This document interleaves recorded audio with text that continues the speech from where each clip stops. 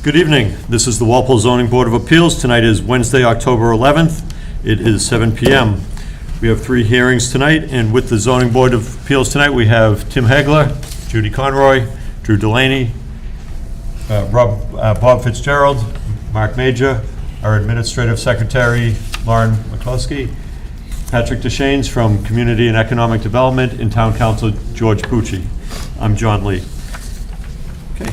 So the first case we have is case number 2326, which is related to a previously issued 40B permit for 51, 53, and 55 Summer Street. I believe the applicant is here. We've had some discussions in the past about the engineering on the site. We've got the peer reviewer with us tonight from Tetra Tech. Good evening, Mr. Reardon. How are you? So at this point, you've got, are you the only ones here from your team? Yes. Okay, so I think what we should do is just talk about some of the engineering aspects, and we can talk about other things as far as off-site mitigation. But at this point, you've had a chance to review Mr. Reardon's comments. In fact, what I'd like to do is start with you, Sean, for the peer review. Sure. We have nothing new to add from the last meeting, because at the last meeting, we had sort of our comments had all been addressed. Okay. And then the only outstanding issues were Carl's issues that were sort of construction review type discussions. But we have no new information. Okay. Okay. And what do you have for follow-up to Mr. Reardon's comments from last time? Yeah, thank you. Rob Hewitt with Fairfield again. Yeah, we had updated the plans based on some of the last comments that hadn't been incorporated, and we had submitted those in advance of this hearing. Patrick is here. If we want to go through the details of those plans, we can. But at this point, we've satisfied all the back and forth with the peer reviewer. Okay. And Mr. Reardon, are you comfortable? I know there's some comments from the town engineer, but you're comfortable with the revisions on this? And I think last time you said, as far as the footprint of the project and environmental impact, it's reduced on this. Yeah, as it relates to the modification. So yeah, the modification results in universally fewer impacts than the zoning version approved. Yeah. Okay. Board members, any questions or comments on the Summer Street project? And again, this is just the modification of the existing permit. Okay. Okay. Anybody else from the public have any comments about the Summer Street project? Yes, Mr. Hamilton.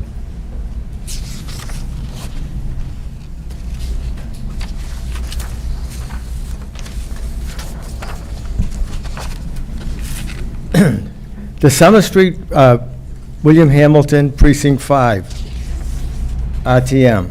The Summer Street 40B needs to install quad gates that detect hazards on the railroad ground crossing and warn the trains in time to stop. Quad gates will protect the 40B entrance and exit. A mother stuck on the tracks needs every second that train whistle gives her to save 2 children in car seats. Quiet zones are too dangerous for the Summer Street ground crossing. Quad gates use radar to detect trains coming and control the warning signals and gates. The current warning signals and gates can be defeated by a known device that has caused accidents at ground crossings. The train whistle saves lives. This new design is very bad for South Walpole and the town. It puts 300 or more families deep in Cedar Swamp in multi-story apartment buildings that need Walpole's newest and heaviest fire equipment, that needs stronger bridges. A design that isolates, like the Columbia Point project was isolated along Morrissey Boulevard in South Boston. I experienced deja vu. Many of my friends were the first tenants, and it was an ugly experience because gangs sprang up immediately. While on duty for the Walpole Police Department in the 90s, I arrested a member of the Gustons. a notorious gang founded in the Columbia Point projects. He violated his parole and was sent back to Walpole Prison. He was paroled to Walpole because it was the last place he lived within 10 years, Walpole Prison. I was assigned to take him to court.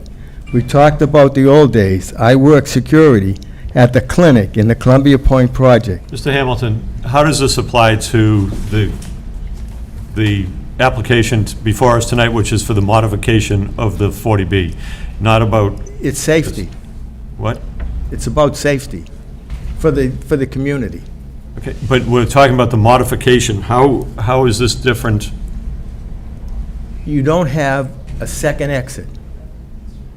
Okay, so that's- there is an emergency exit on this.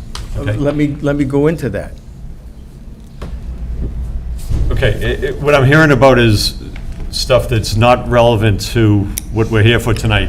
So, Well, I have a major concern. When an inmate has served his sentence and paid his debt to society, he can walk out the front door of the Walpole Prison Complex and walk to the 40B that abuts Walpole's own combat zone, a horrible situation for South Walpole community. The 40B also is too close to our very large prison complex. Don't risk putting our residents' health and safety at risk. Please vote no on the design changes and the location of this 40B that isolates the tenants and will breed gang activity. The 40B abuts Walpole's only designated combat zone, which has not been developed to date. This 40B can create the economy and incentive to develop the combat zone, a reason to deny these changes. Because of the adverse effect on South Walpole's health and safety, business property in the combat zone can engage in activities not allowed anywhere else in Walpole. The sale of pornographic material, live nude dancing, X-rated coin-operated movie booths, legal drugs, recreational drugs, counterfeit drugs, and the deadly illegal fentanyl. The 40B should not be next to Walpole's combat zone. Such activity has historically increased murder, crime, and violence, again affecting the health and safety in the South Walpole community and residents of the proposed 40B. Please vote no on the Fairfield changes. Save South Walpole by denying these 40B changes. I was a special Boston police officer for Emerson College in Boston's combat zone. As an EMT, I treated people beaten savagely enough to exhibit battle signs. Years ago, the Echo Lounge on Main Street, 1A, was owned by two South Boston criminals, okay, the Colleen brothers. Mr. Hamilton, I really have to ask that you get to any point that you have about this, otherwise I'm going to ask you to sit down. And we're not talking about other properties on Main Street, we're talking about this project. Well, I'm just explaining that this project can attract these criminals back. We got a combat zone, and it can be developed, and it will be bad for the community of South Walpole. It's a safety issue. The design change that we're talking about is unsafe because its changes still only have one entrance and exit, feet from the MBTA Railroad ground crossing. The emergency exit has only a 20-foot wide road, too narrow to support 300 families, and can only be unlocked when 3 sworn police officers are present to manage traffic east and west on Summer Street, because there is a down-sloping curve at the emergency exit. Because of the down-sloping curve, the emergency exit fails to meet sight line requirements, and it cannot be approved by the planning board and the road commissioner select board. CSX abandoned the Summer Street Railroad ground crossing that abuts the 40B because it could not be made safe. The MBTA took over the crossing, and in my opinion, it has not been made safe. The 5 voting members of the ZBA must meet with the MBTA Chief Safety Officer.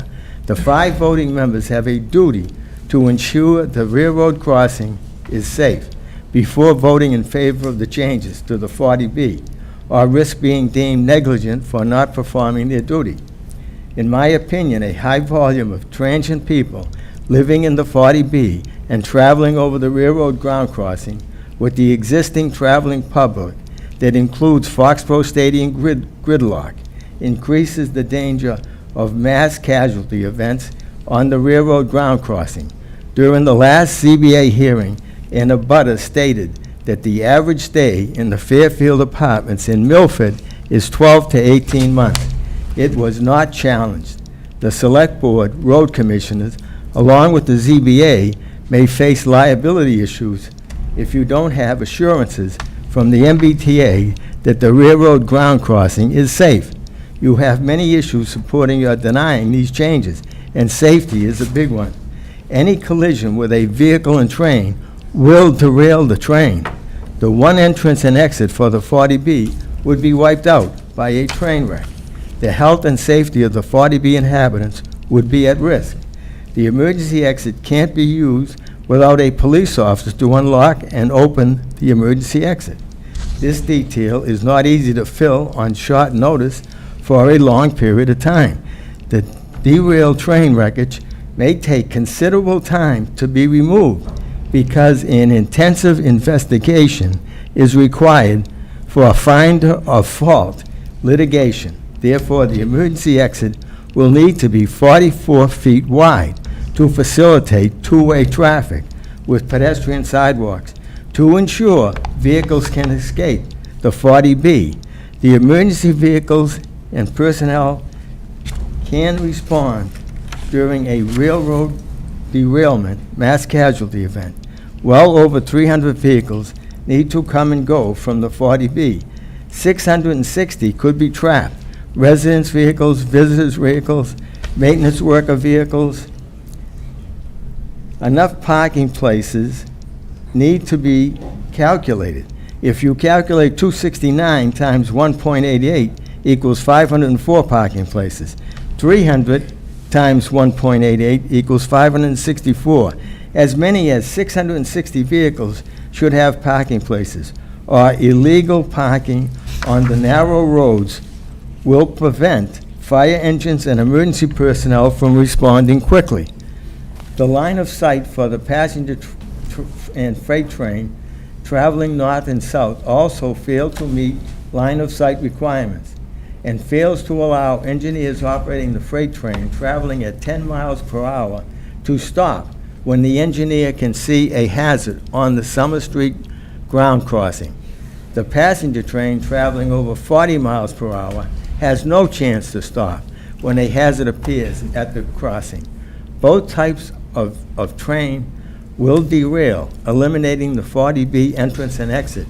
The emergency exit must be 44 feet wide for the health and safety of the 40B occupants.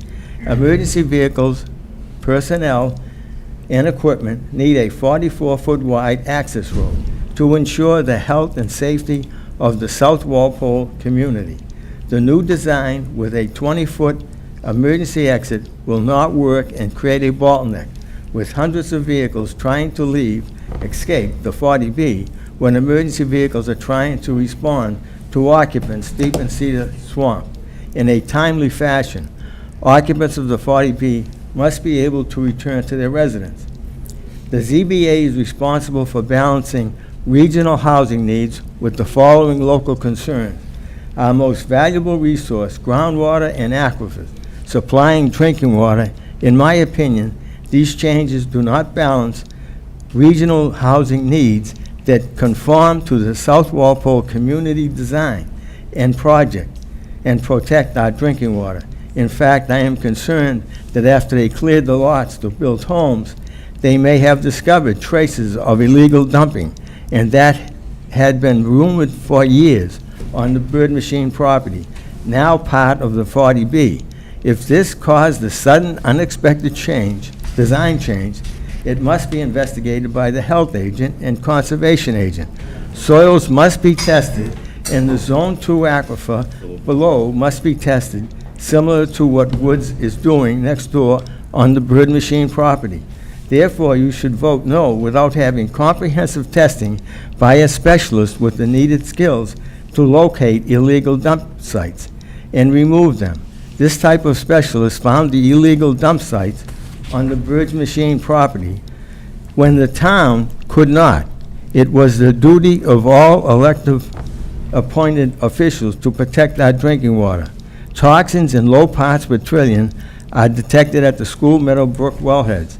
In my opinion, dilution is keeping the parts per trillion below safe drinking water limits. The prison complex sewage treatment plant is polluting the head of the Charles River watershed. Okay. It needs to be replaced Mr. by sewer. Hamilton, you've gone on, And please, so- why don't you, We're gonna get sewer to the, would you submit your letter to the board?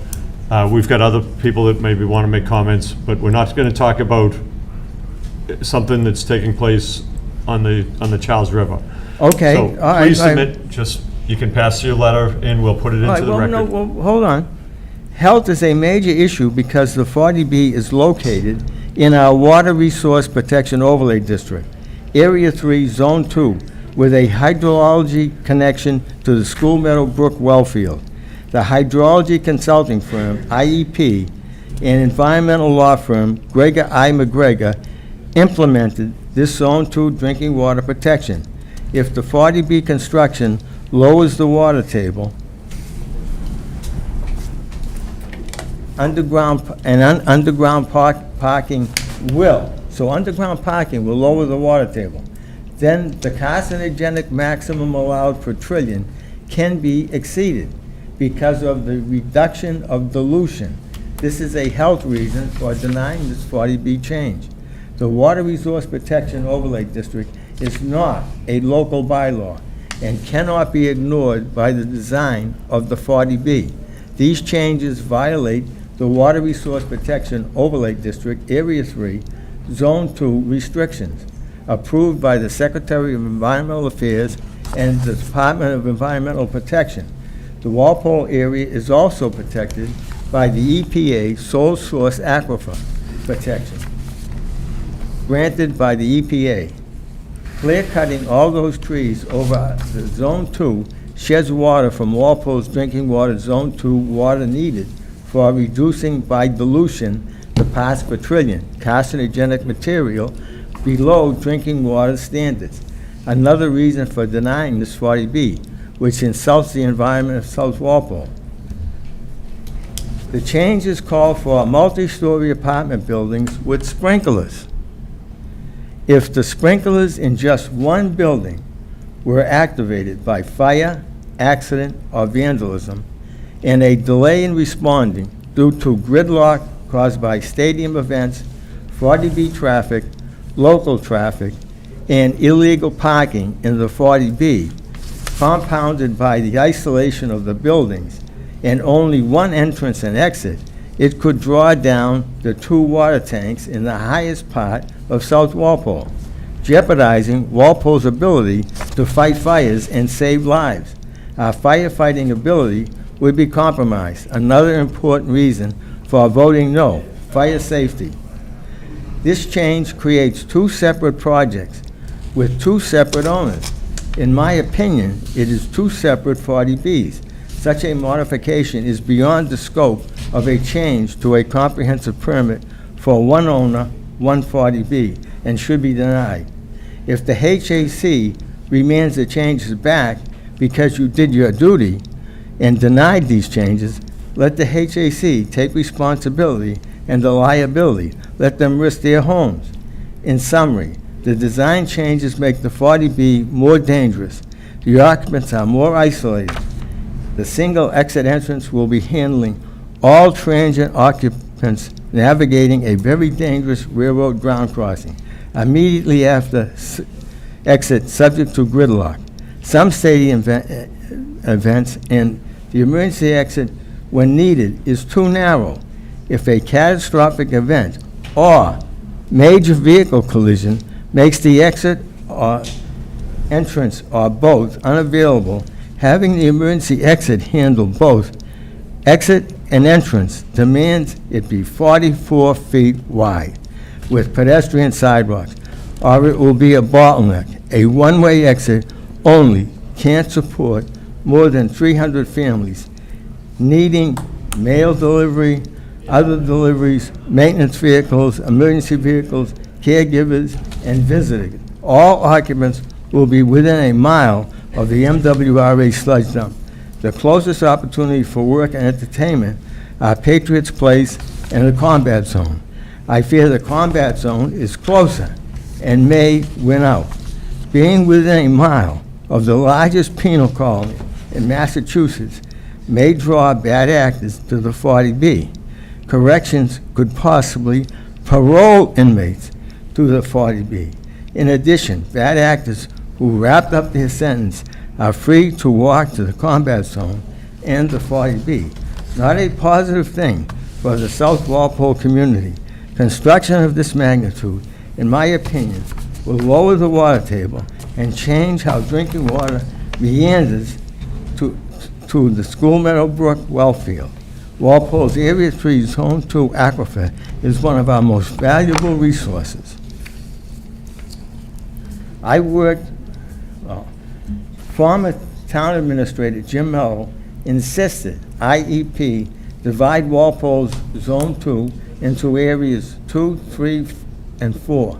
Area 2 is a Zone 2 aquifer with a depth of greater than 40 feet and a hydrology connection to the School Meadowbrook town wells. Area 3 is a Zone 2 aquifer with a depth of 40 feet or less and a hydrology connection to the School Meadowbrook town well field. The underground parking will go deep into our Area 3 drinking water supply. Walpole needs its drinking water supply. The loss of drinking water is a serious problem for homeowners. Vote no on these terrible changes that threaten Walpole's health and safety. That wasn't too painful. For you, it wasn't. Okay, thank you for your comments, Mr. Hamilton. Okay, well, I had more, but you cut me off. Okay. I'm gonna complain. There'll be an Please. appeal. Please, you can submit your letter, and we'd be happy to put it in the file. So, Yeah, but will you read? I just heard it. Okay. Does anybody else want to have comments about the proposed changes to the 40B in South Walpole?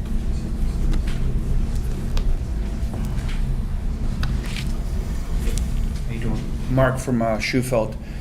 So I just wanted to see if it would be possible for us to, I'd like to understand a little bit more of what Fairfield is going to be building there, from when it comes to maybe the amenities that they're going to have, I guess the plans of the structure that's going to be there.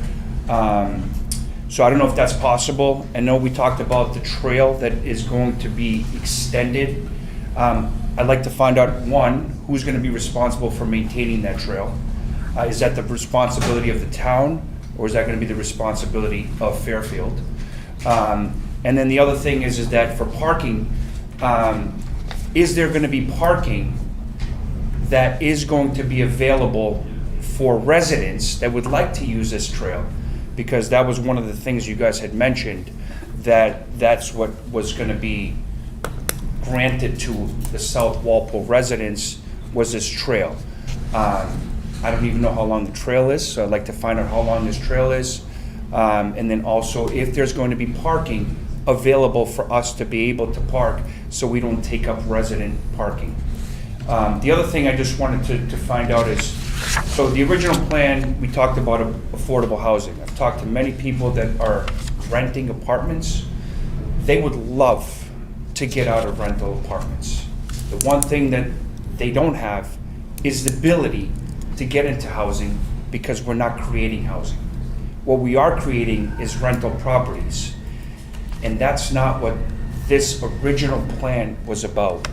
And I just want us to really absorb that understanding that we granted the permission, we all agreed to allow affordable housing for people, families, to be part of the community, and also to basically to have that dream of owning something.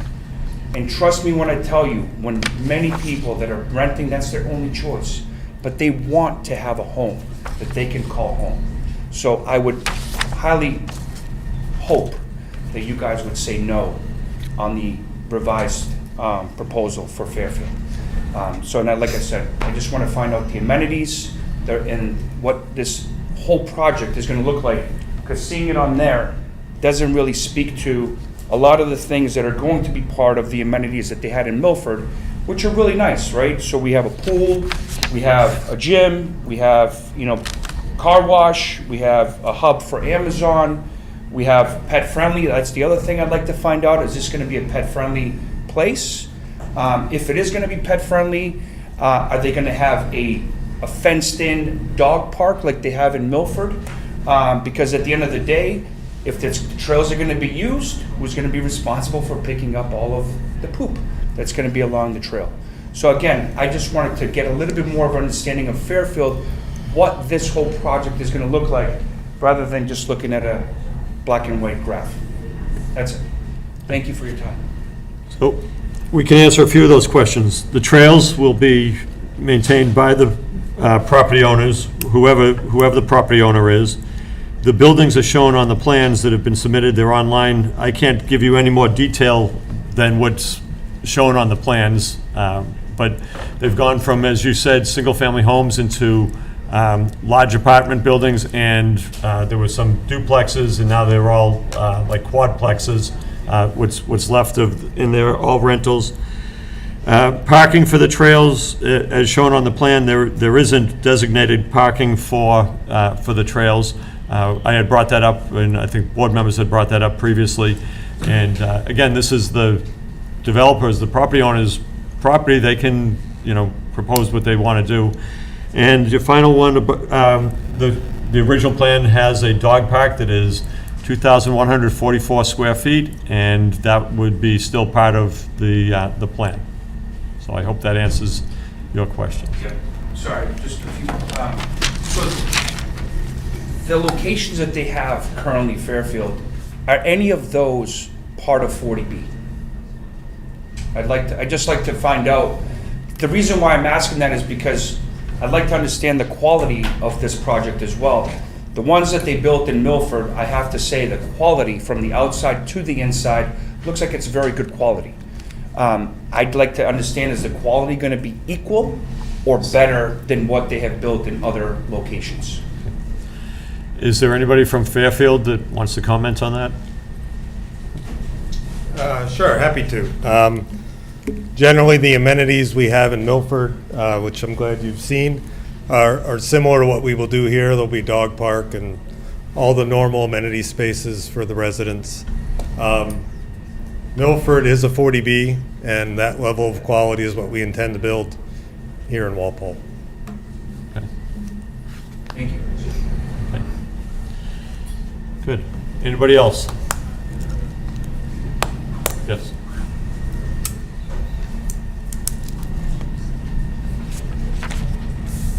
Hi, my name is Kathleen Cleary. I live at 3 Shufelt, South Walpole.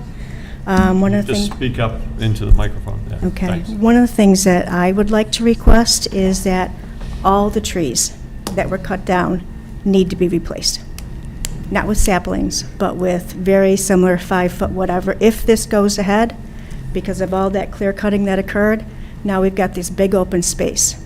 And it just takes away from the environment, and I think that the developer should be required to replace all the trees that were unnecessarily cut down to afford housing, which we're not getting housing. Now there's apartments. So that should be a mandate, is that the trees be replaced and the environment be brought back to what it was before the development was proposed. Second is an oil generator backup. My question is, why are we doing an oil generator backup when there's gas on the street? Why is there not a gas backup generator? I did speak with David Hale, who said that the property is going to be electric. There's no need for it to be gas. Well, there's gas on the street. If you don't use the oil by a certain time frame, then you have to switch it out, my understanding. So that needs to be changed, and that seems like it could be a problem, potential spillage, whatever. Why not make it a gas generator? Because it's right there on the street. And then the second, I didn't look at the design, but the parking, is that actually going to be underground, or is that at ground level, and then the buildings, the apartments will be above it? because the water table is really high, and to go underground, it doesn't seem appropriate for displacement of water. That really should be at ground level, but then it makes the buildings taller. Then we'll have a 6-foot story building as opposed to a 5. And that's my points.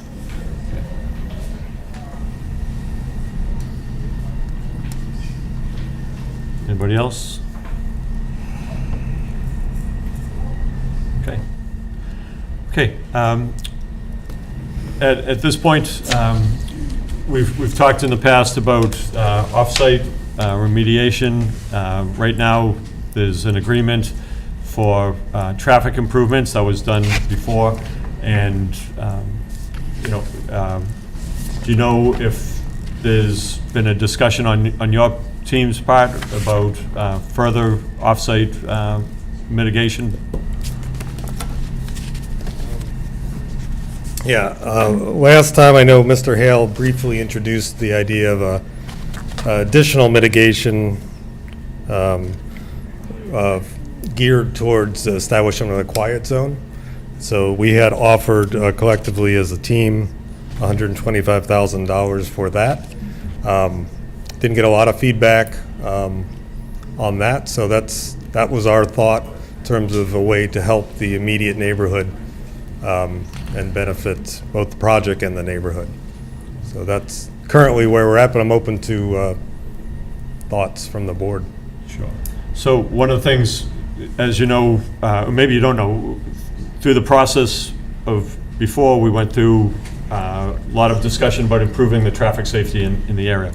And it's going to have substantial cost. And part of the agreement, the original agreement, was that $500,000 would be contributed for the off-site work to improve the traffic in the South Walpole area. And I think one of the things Mr. Hale talked about was, well, things have changed since the original application. Things have changed as far as financing, and things have changed as far as the type of construction that is needed, and that's why we have this modification before us. Something else has changed, and that is the cost of construction in that area. So I think, what we'd like to discuss is increasing the amount of money for off-site mitigation. In fact, that's what we should be looking at this point. Right now, it's already in the agreement for $500,000, and the question is, because things have changed, we all know that, it's been stated, that's why this project's back before us, things have changed. What can be done to help with the off-site mitigation? Well, it sounds like there's not interest in the donation towards the quiet zone, but we were prepared to put that money towards something that would help the community. So if the board's suggestion is that additional money towards the traffic improvements that were originally planned, we could reposition that offer as part of this decision. I think that would be very helpful, because we've actually looked into it, and Patrick, I don't know if other board members have looked into what's involved to create a quiet zone, but it's a lot more than $125,000. That it can range from what I found from $300,000 to over $1 million for a quiet zone, and some places it can't even be done based on the speed of the trains and other configurations. So I think that's a good direction to go as far as increasing the off-site mitigation. Patrick, do you have anything to add on the quiet zone or any of this? No, I know it was brought up. I looked into it as well, and it varies really, I guess, from what I at least was able to gauge in terms of what the actual cost is to actually implement it. So that was mostly my assessment with it. I mean, it varies, and it's not always a quick answer to set one up. Board members, anything on this? Well, I think that's a good idea on your part to see about increasing the off-site mitigation, and then we can move forward at that point. Okay. Well, I'm happy to commit to that tonight if that, leads to a conclusion of this hearing. I have authority of our team to do that. Okay. So to put $125,000 towards off-site mitigation for the traffic and everything that's on top of the $500,000 that's already been committed? Yeah, we could just increase that amount as part of this amendment. I would assume that's how it would be papered. Yep, it would just be part of the modification. Town council, is that acceptable? Yes. Okay. Good. In the event that the traffic improvement costs are less than what's anticipated, can the money, excess money be used for something else? I mean, if you're going to plan to spend $625,000 on traffic, well, I'm just, Patrick can explain. No, I mean, that's a It's gonna good, be a lot more that's an than that. I excellent just didn't point. want it to say it's for traffic only, and then they got $110,000 left, and you can't use it because it was designated and earmarked for that thing. So, no, that is an excellent point. So, I mean, I know, just, I obviously wasn't here for the first 2 years when this project was going on, but I remember from discussion looking at previous material that different configurations for the, I guess, the South Walpole Common, that intersection were looked at. We can go back through and see what the cost was for those. And I think why the condition was written the way it was is because there wasn't a clear option that was preferred. So I think that's why it's kind of almost, off-site roadway mitigations, but it's not clear that it's like, hey, off-site road mitigations to do a rotary, to do a signalized intersection. There's nothing like that that's in there that's concrete language. I mean, if the board wanted to add an additional condition that remaining funds could be utilized, The cost of the road improvements is going to be it's going to be a lot more than $625,000. A lot more. We're talking,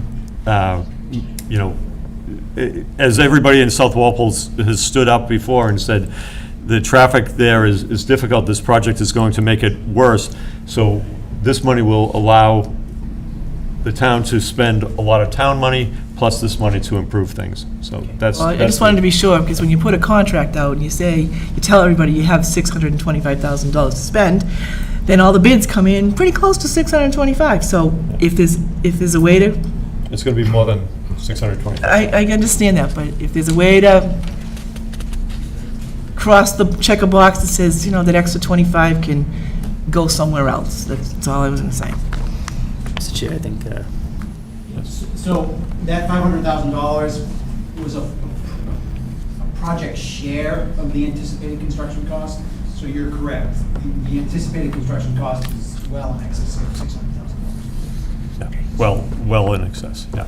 So, okay, actually, I think that's good. Does anybody want to make a comment? Mr. Hamilton, a brief comment.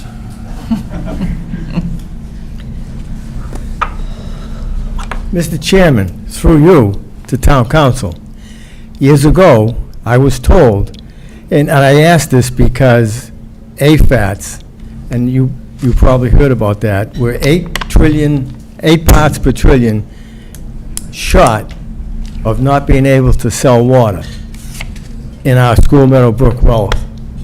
It's that close, 8 parts per trillion. If we lose School Meadow Brook, I've been told in the past that only homeowners will be able to buy water from the town, and all commercial property will have to buy it from a private source. We kind of went through that with Apple Tree Lane. When they lost their private wells, they brought private water. It came in old World War II water tanks. Is that still true, that commercial property will have to buy their water from a private source? I'm not sure that, town council, do you want to?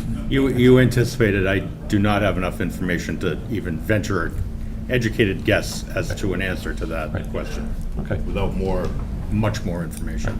Okay. Well, the answer was that it is, commercial property would have to buy, and that's what I was told when I was on the Board of Selectmen.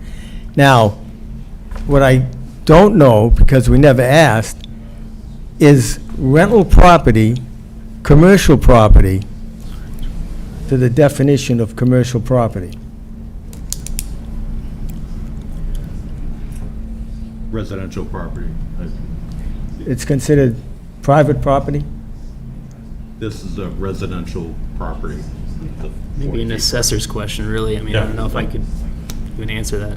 I mean, it's not a commercial use is a commercial use. So it's not commercial use, it's a residential Okay, use. that's my question. Okay. Thank you. Okay. Okay. Just have one, Yep. what is the percentage? So out of, how many total units are gonna be at this new site? 250 or 256? What's the total? What's the total? 268. 268. Out of the 268. The entire site. Entire Okay. site. What is the percentage of 40B that's gonna be out of the, 40B is the 25. entire site, and 25% will be affordable. No, You're yeah, going to so- say something different absolutely. than Nope. 25? Yeah, 25% is affordable. okay, that's all I just, thank you very much. Okay. So at this time, if there's no other questions, I think what we can do is we could close the hearing. Just have one thing to address. We did actually get a comment today, or a letter today from peer review. So we did have a slight amendment to the peer review budget. I don't know if we want yeah. to kind of address that with the applicant. Yep. What's the additional cost? 1,500. So, did you hear what Patrick just said? There's a $1,500 additional cost for Tetra Tech, and this would be funds that are paid to the town and then paid out directly to Tetra Tech. Are you willing to pay those peer review costs? Okay. Okay, so, town council, do we have to vote on that, the $1,500? No, I don't think formally. there's any reason not to, No? accept the word of the representative that they'll make payment to Patrick. Okay, thank you, and I'm sure Mr. Reardon's company thanks. Can I make a recommendation? I Yep. don't expect goals, that's a rounding up. So what I suggest we do is I'll issue a final invoice, and then I'll send it as a final invoice, and then you can just ask Interesting. for what's up. Yeah, that might work as well. And, yeah, okay, Yep. good. Any other questions or comments from board members? Mr. Chairman, there's a memo here from Board of Sewer and Water Commissioners saying that they're not going to comment on this proposal. Rather lengthy explanation of not meeting with certain parties. And I just want to know if we're going to move forward without water and sewer comments. So what we're looking at right now is a modification of an existing 40B permit. So there's really nothing, as far as sewer and water, I don't know why they feel there's any issues. So I was going to say to that too, I know, being that it is a comprehensive permit, the zoning board acts as the authority over all other regulatory boards in that scenario. So we can speak for the Sewer and Water Commission, but I don't think, it's not essential to this process that they would need to meet with them. I think it's more or less if they voluntarily want to meet with the Sewer and Water Commission, they're able to, but we're just supposed to facilitate and get comments from them. I don't think there's an approval. But we've already had comments from, Mr. Abbott from Sewer and Water, good evening. How are you? As I think the members of the board, Bill Abbott, I'm a member of the Sewer and Water Commission. I think it's the members, when the original project, we had extensive, I know I wrote many of the requests. It was dealing a lot with looping, which was addressed, could have been better, but that was addressed. So we certainly have had a lot of input into the project dealing with the sewer and water utilities. I know there was some concern that we wanted the developer to come to our board and go over the utilities, and somewhere someone had told them, no, they don't want, and then I think Mr. Hale was the one who was doing most of the speaking, said, no, they don't want it. And we said, well, you do. But I don't see that there's any major changes to the utilities that would require a visit. I believe there's other members on the board who would probably like to see them, but that's just my input. Okay. So, as, Mr. Abbott, as chairman of the Sewer and Water... Which I'm not. What? Which I'm not. Okay, as a member then. Are you comfortable with, this project? We've already approved it, so the I know, modifications... and that's what has been explained at our meetings, and the fact that I've reminded them that we had chances not only to speak, but it was on Zoom meetings, and I know they were nice enough so that I could actually participate on those Zoom meetings, as well as write letters that are part of the record. So I don't know if that answers your No, question. that does. Okay. That does, so, That satisfies my question. Thank you. good. Okay. Is there a plan for adding any more plantings for the overcut from the previous plan that was approved?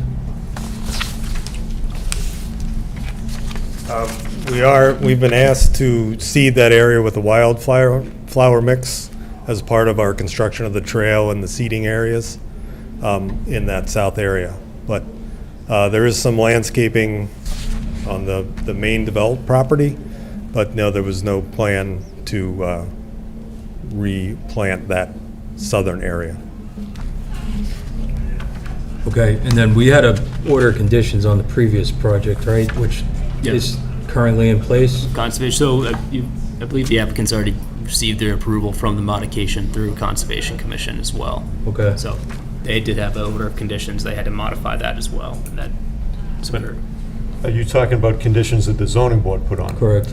Yeah, those all still stay in place. Okay, Oh, so yeah. was that your equipment that was getting dropped off in the early Yes, morning? and we had You were pretty strict about the school being in that area, and obviously the proximity to the abutters, and it doesn't. Yeah, we had a unfortunate incident in the mobilization, I think last week. They dropped off a large excavator that could supposedly only be transported at night, and so they delivered it in the middle of the night. We were alerted the next morning by the town, and we met with them immediately, and we've disciplined the subcontractor and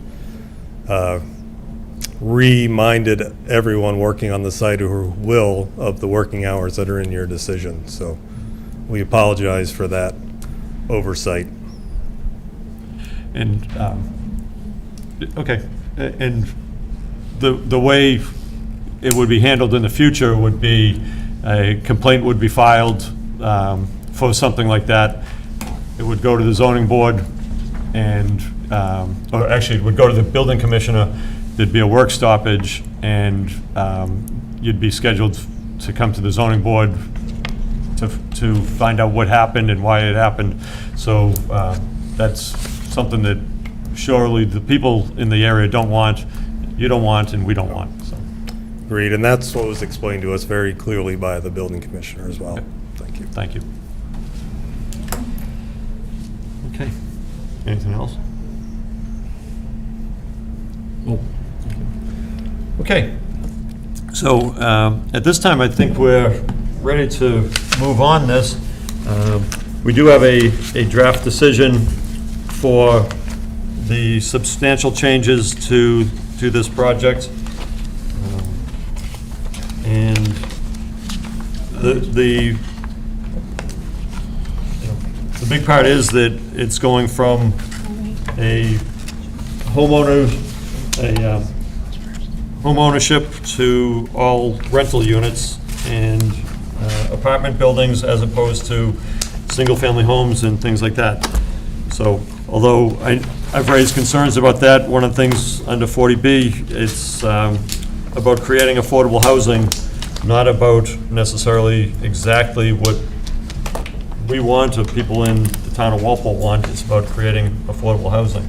So have board members had a chance to look over this? The draft because we don't have to vote on it tonight, but I think we can, you know, look towards either closing the hearing tonight or getting ready to close the hearing on this. I'd like a little more time to read. This was just on the desk tonight. Okay. Yeah, I think we actually had sent it out last meeting, but I think on our fault, we probably should have sent it out again for this meeting, so. Okay. Okay. Okay, then, so what we can do is I'd actually prefer not to close the hearing, but have the full intent of closing the hearing after board members have had a chance to review this and then vote on it, unless, and do you see a reason to close the hearing? It's up to the applicant if they want to do that, but I don't know that, I'm not aware of any additional testimony that we would be getting, or new information, so. Okay. Yes, Mark? Just want to go back to the additional trees. Is that something that can be added? Because I know you kept asking, what else can we do for the South Walpole community? So is that something that can be granted as something that has been removed from the area? And I think it'll be not only good for us, but it'll also be good, I think, for their complex as well. Okay, so let me ask you, is that part of a plan to plant trees? I know from a zoning board point of view, you have the right to cut down trees on your property. It happens all the time. You know, we oftentimes don't like it, but is there a plan to plant new trees in the area? Not beyond what's shown on the plans. So, Just going back to the last several meetings that we talked about, what else can we do for the community? So it just one of those things that I just thought would be a nice thing to do for the community, but also for their community as well.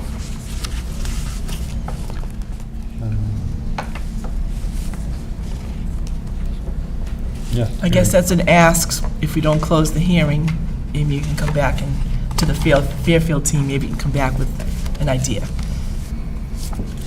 Yeah. Yes. Thank you. Kathleen Cleary, South Walpole. For the past 3 years, my side of the yard, I have been trying to create a meadow. For the past 3 years, I have been dealing with all kinds of weeds. Poison ivy, flowers came up one year, flowers come up a little bit. How are they going to maintain a meadow?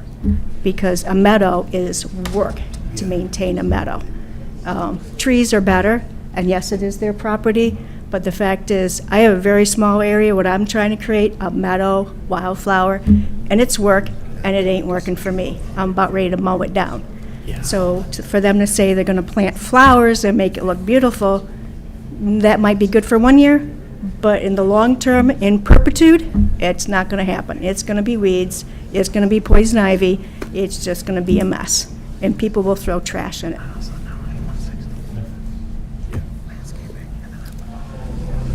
Okay. Okay, so what's the continuation date for this? So board members can review this, and what do we have? So November 1st is our next hearing, but that won't work. So then December 6th is the December meeting, but we discussed maybe needing a secondary November meeting for November 20th. Would that be the November? 20th. November 20th, yeah. So that's the week of Thanksgiving, the Monday of Thanksgiving week. Will people be around for that? Repeat? November 20th? It's the Monday of Thanksgiving. Thanksgiving week. Okay.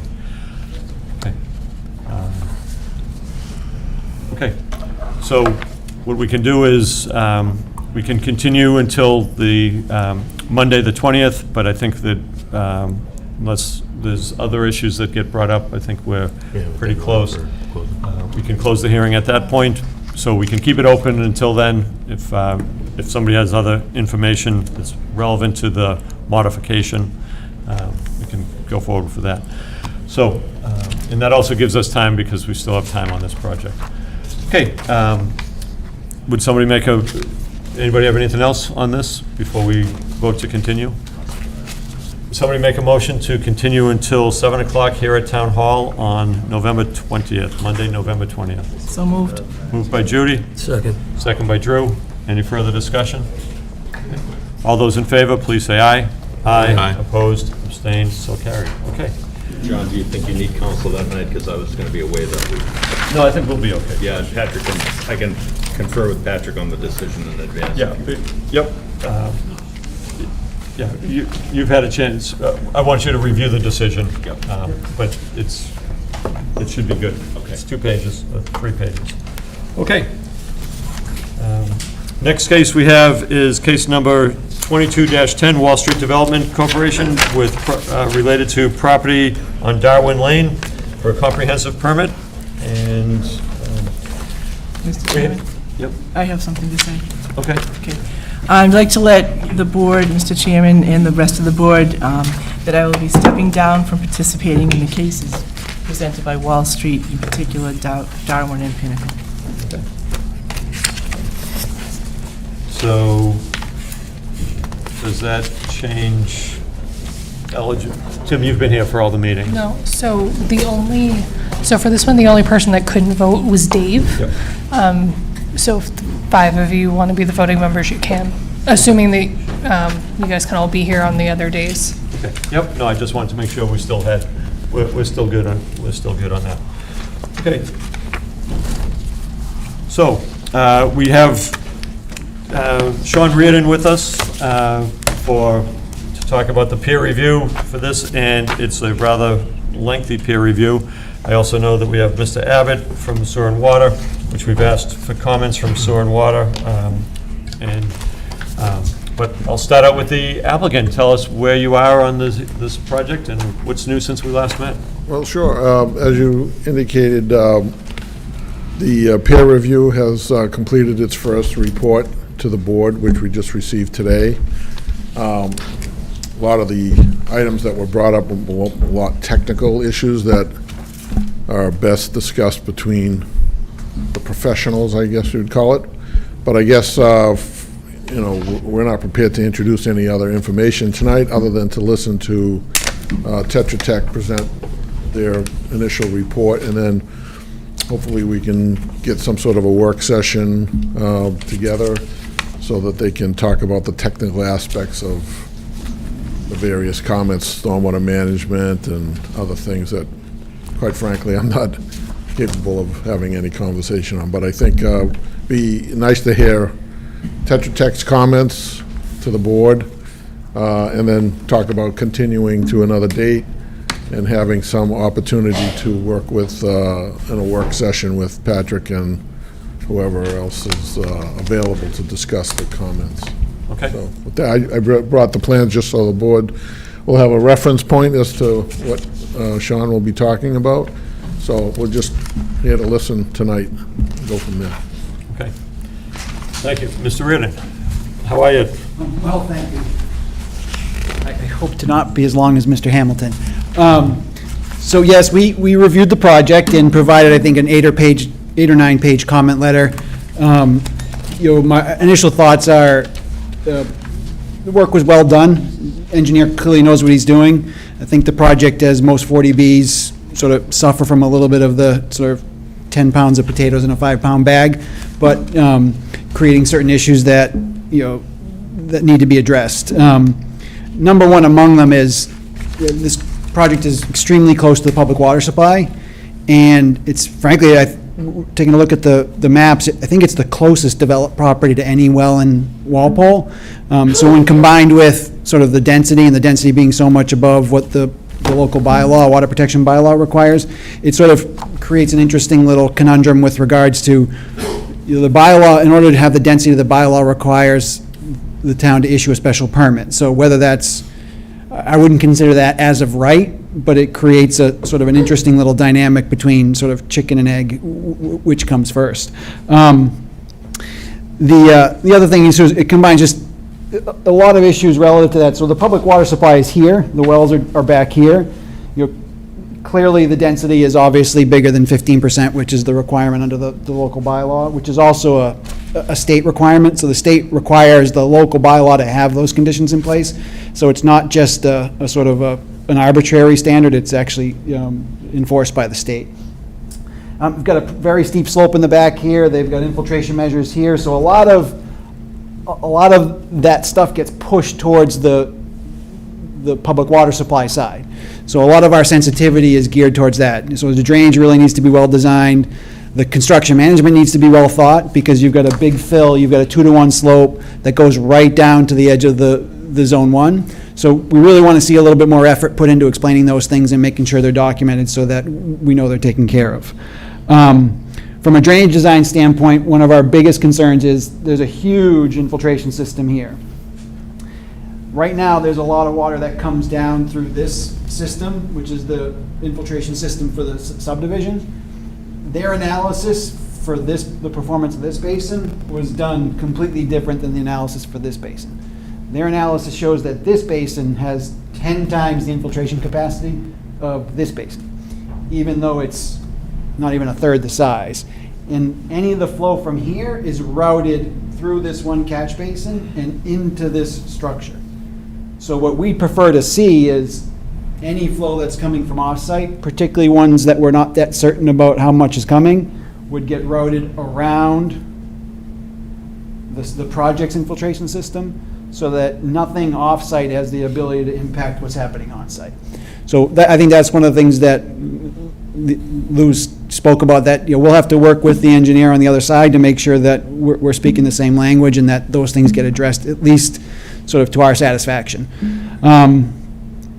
The other thing is too, is as you can imagine, this is a pretty huge system, and it's mission critical for the performance of the stormwater system. And being that this stormwater system discharges right to the wellhead area, you want to make sure that that's a robust and a viable solution for a long time. So there's certain things that we'd like to see in terms of making it more reliable and making it easier to maintain, that we'd like to see changed on the plan. It shouldn't change too much about the design, just more about how the system is laid out. Then back to the sort of the 10 pounds of stuff in a 5-pound bag. They showed some snow storage areas. There are places where there's trees. They're not very big.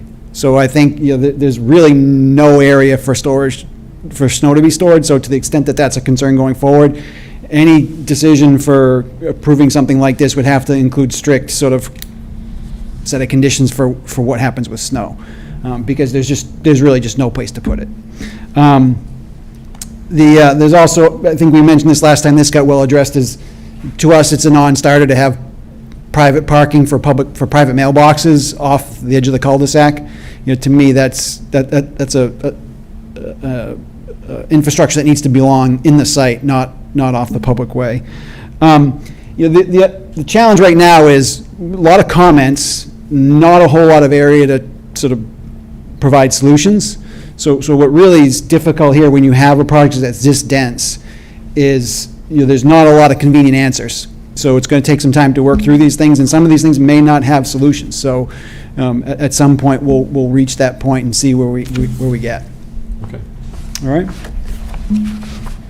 And I'll just take questions if you have any. All right. Board members, any comments? Yeah, Mr. Chair, there was a comment made at the last meeting regarding sort of the density within the wellhead protection area adjacent to it, and the standard being if you exceed that 15% or 2,500 square feet, that there must be a showing that there's no degradation in groundwater quality associated with the project. And there was testimony regarding the infiltration systems being effective at removing solids, for example. But to the extent that there were, oil spills or, just the usual stuff that comes off cars that are parked on the surface, that these systems would not remove that material, and it would ultimately end up in the wellhead protection area. So I don't know if you've had a chance to look at that discussion or have a view on it as of now, as to the effectiveness of that to kind of treat. To that exact point, one of our comments mentions that under the local groundwater protection rules, there's a laundry list of items that need to be provided to support a decision for a special permit to exceed the allowed density. None of that's been provided. So until that gets provided, really don't have anything to comment on. Okay. What I can say is, the Massachusetts has really, really well-developed standards for sort of providing treatment. But there's always a sort of a part that's not catchable. Whether or not the part that's not catchable has the ability to travel all the way to the water supply and represent a real risk to the water supply, remains to be seen. So we'll have to, it's really incumbent upon the applicant to provide the documentation to support a conclusion that the board can make. We're here to review what they supply and make sure that, it's accurate, and then we can certainly comment on it, but I really don't want to be put in a position where sort of we make a case one way or the other. Understood. Thanks. Does that answer? You're good with that? Okay. I do have a question. In your experience, have you seen this type of density built this close to drinking water supplies in Massachusetts? Not in my experience.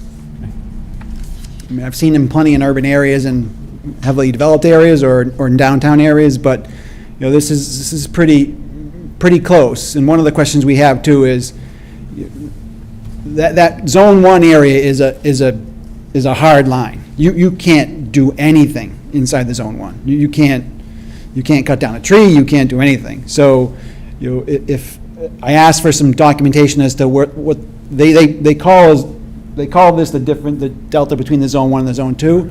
So all I did was ask for some confirmation that, where that information come from and how that was determined. I think the logic that was provided last time, that the geometry makes sense and it's owned by the town, absolutely makes perfect sense. But it starts with, let's document where that is, make sure that we know where that boundary is between Zone 1 and Zone 2, and then, start working towards, what can we do and what needs to be done. Any other board members before we open it up to the public? Okay. Yeah, in fact, yes, please, Mr. Abbott. Thank you. Bill Abbott, and I'm a member of the Sewer and Water Commission. I want to just reiterate what the Sewer and Water Commission has made comments on earlier versions of this project, and it really hasn't changed very much. Obviously, the extreme amount of density close to Washington Well number 5 is a big concern.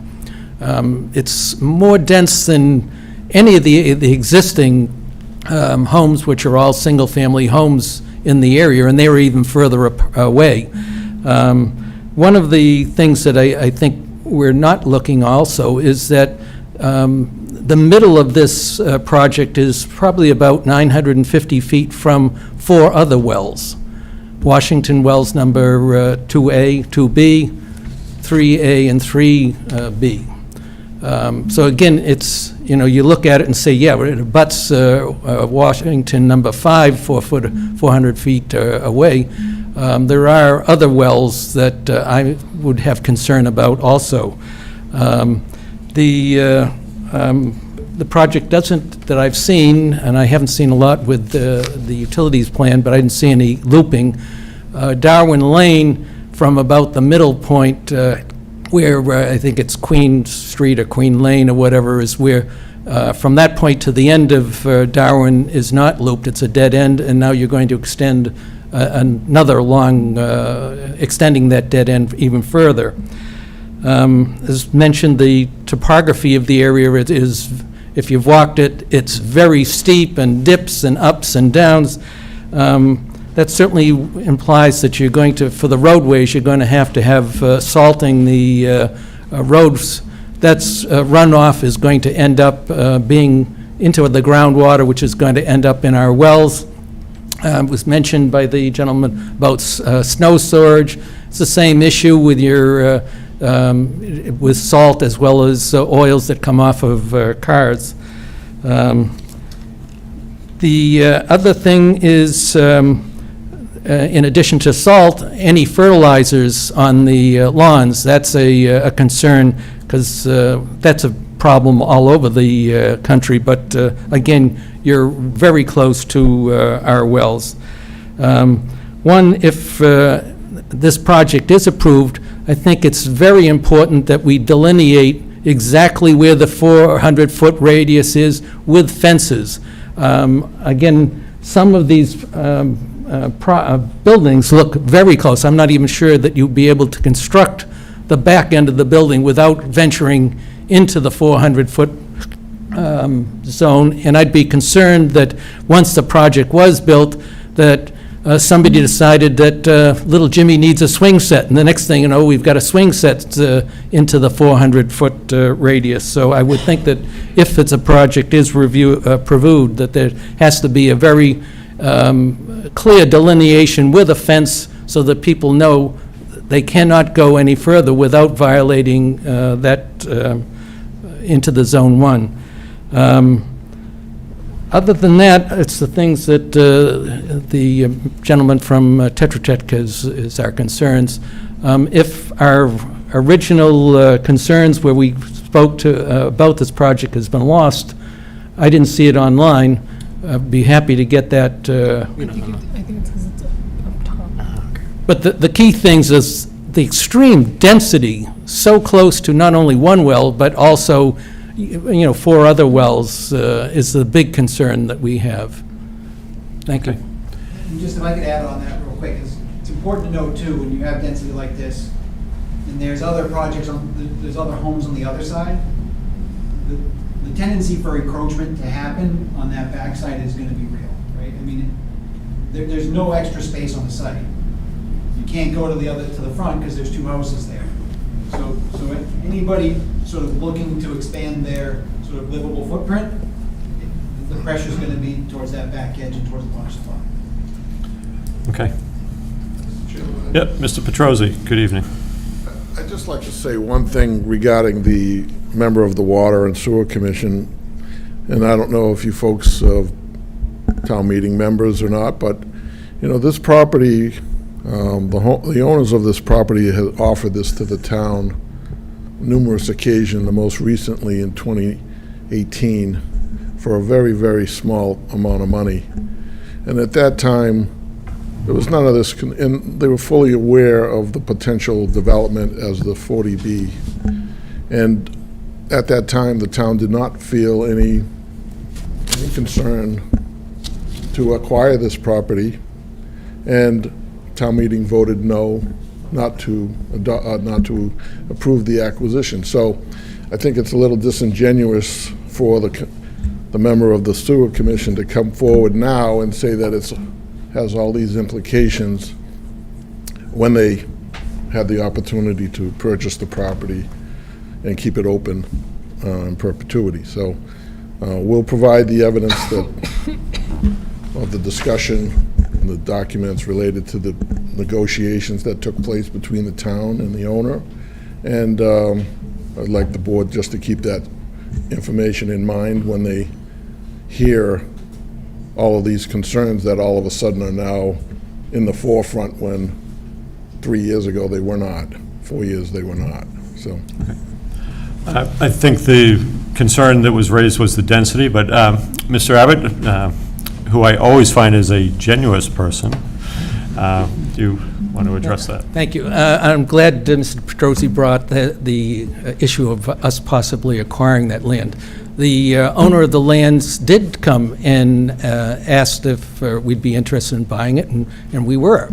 The prices that they were offering and what we saw it were a big difference, and we just couldn't come to an agreement on that. Recognizing that there was an opportunity, although it had passed, but early on, where there was a land acquisition, the state had a possibility of you could apply for a grant to acquire lands. They would have looked at the parcel, you would require an appraisal of the property, not as it could be developed, but as it was. And if you just use the assessed value as sort of close to what the appraised value of that land, and anybody who has walked it knows that it's not a flat surface. Yes, the appraised value, if I remember, was like around 32,000. I said, well, even if you go 64, let's double it. We were far, far off. Still had concerns. Glenn Maffey, who was a sewer and water commissioner, and myself, we talked to them, well, how about a land swap? And they were interested in even looking at that with some town property. We identified some things. There really wasn't a good match. And then from a realistic standpoint, you couldn't say, oh, well, we'll swap you this for that. The town would have to say, we're making these lands surplus, and then anybody could bid, so it wasn't going to be an easy thing of, yes, you take this, I'll give you that, and we're all set. We've covered that area. And then we also said, we might be comfortable if you put maybe 2 or 3 single-family homes up towards the end of, as an extension of Darwin, rather than, coming closer to the wells. But our concern has always been about the closeness of the wells, and that's why we even went to the point of, as I mentioned, could we do a land swap somewhere? Could you do, just put a couple homes? And, there wasn't a contentious meeting. We understood that the amounts of money they wanted, and it was just, we just couldn't come to an agreement. And at the Finance Committee meeting, we just decided, go no action. There wasn't going to be a way that we could afford to buy the land, so. So the property, you're saying, was that an accurate number? It was appraised at 32,000, is that? Yes, around that. I wouldn't. Yeah, I don't think it around was. I think it was 32 something. No, I can't But say. in that ballpark? Yes. And what was the price that the owner was asking for at that point? I don't remember exactly. I think that eventually it might have been required. I don't know. Was it 900,000? I'll provide the document. He can provide the document, but what was it? 353. I think it was a little bit more than that, but the issue was attempting to get, that we just didn't feel that was the appropriate price, given the way the land looked, as whether it could be developed. And, like I said, we made the effort, and the owner participated in this, of saying, could we do something else? Okay. So, Thank you for that explanation. Okay. Good evening, Mr. Chairman, members of the board. I'm Dennis Murphy. I'm the attorney for the abutters. And just to clarify on that last point, I addressed this issue in my June 20th letter. I actually provided copies of the minutes from the water sewer meeting of October 10th, 2019.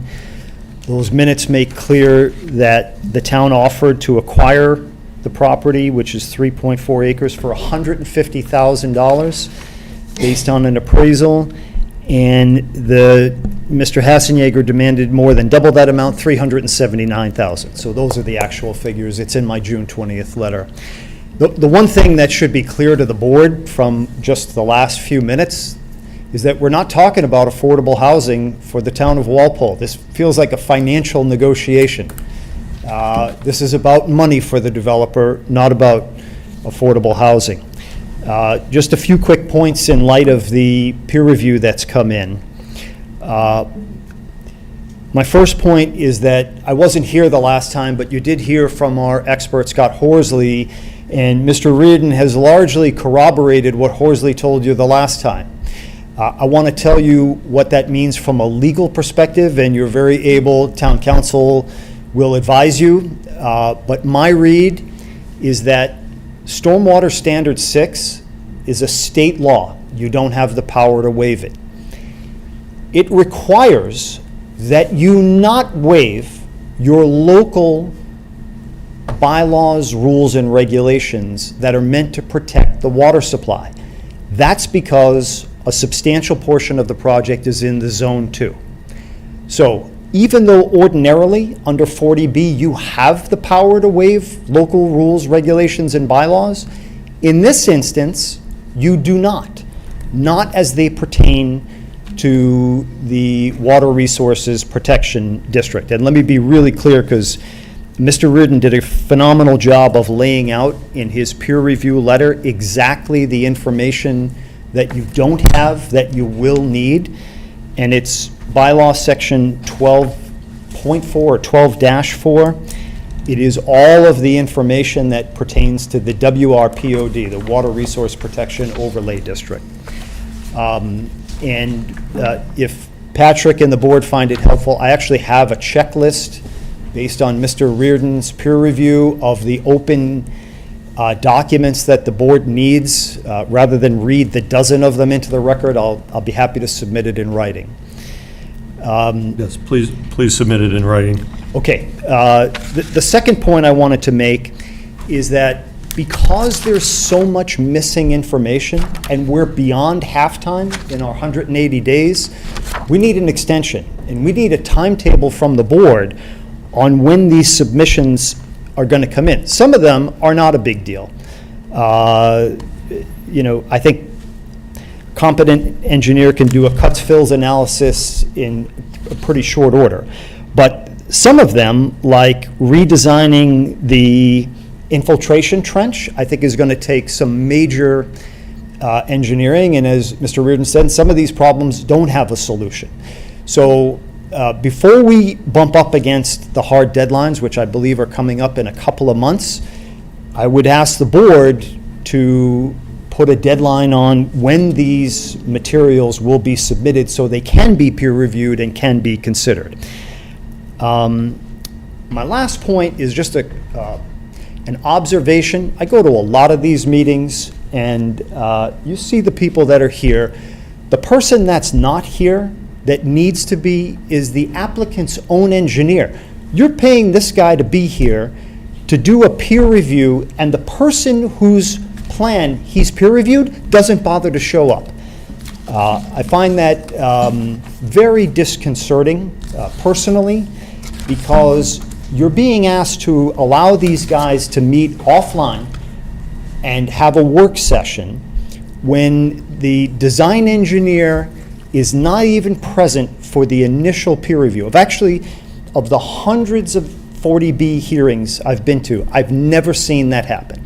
And maybe there's a good reason, and my bluster is misplaced, but before they're allowed to go meet in secret, they ought to be discussing the issues about the project in this room in front of the public. Thank you very much. Thank you. Yep, Mr. Reardon. Just in the way of process, to Put the board's fears at rest. Anything I do outside of this forum is strictly technical in nature, so that the responses that come are in line with expectations. So the only thing that I issue as a comment, or that any responses that come back, are in writing. So to the extent that someone represents anything that I've implied or said, I say don't do that. Anything that my opinions will all be on paper. So when someone says I agree with Mr. Horsley, that's not, those aren't my words. My words are on paper. That's why I recommend to the board that the applicant provide responses to all my comments. We'll track every one of those comments all the way to closure. Either we agree to disagree, and the board can take that as part of its testimony, or we end up at a revised design or a sort of a illustrative condition or something like that. So everything we do, although there will be discussions behind the scenes, that's really so that we can save everybody the time and pain of having to work out sort of engineering details in a form like this. But everything will end up on paper. So if it doesn't come through Patrick, I don't look at it. And if it doesn't come from me on paper, then it's just sort of discussion.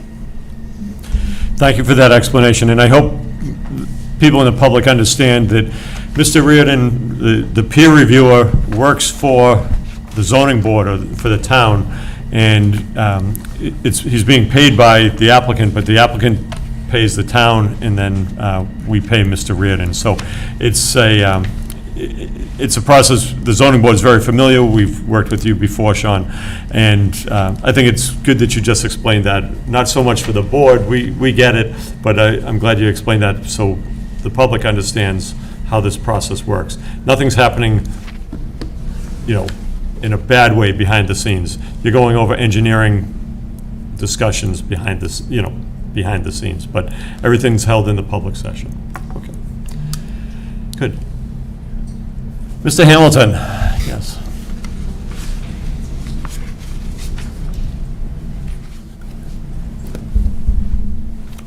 I think that my efforts way back when, now, I think most of the members on the zoning board are too young to remember the work that I was doing in the field with IEP.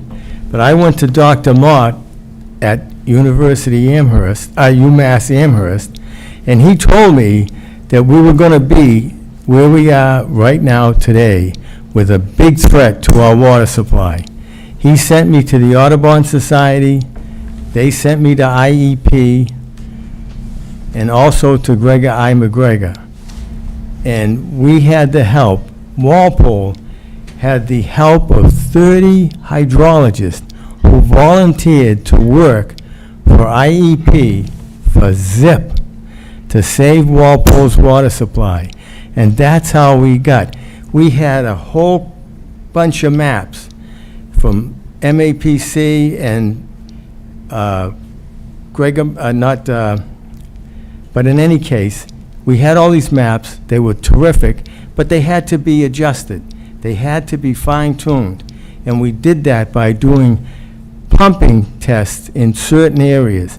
We did everything to get a good water resource protection layout.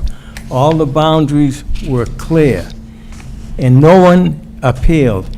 The Secretary of Environmental Affairs required that IEP, and I joined them every Friday night for a year, so that any resident who's concerned about his property being in a taking for the Water Resource Protection Overlay District came to Natick office of IEP, and we went over everything with them. I got to learn a lot. And to do that massive amount of work, and we're here now, and I'm hoping we can save Walpole's water supply, because it needs to be saved. Thank you. Thank you. Okay. Anybody else? Yes.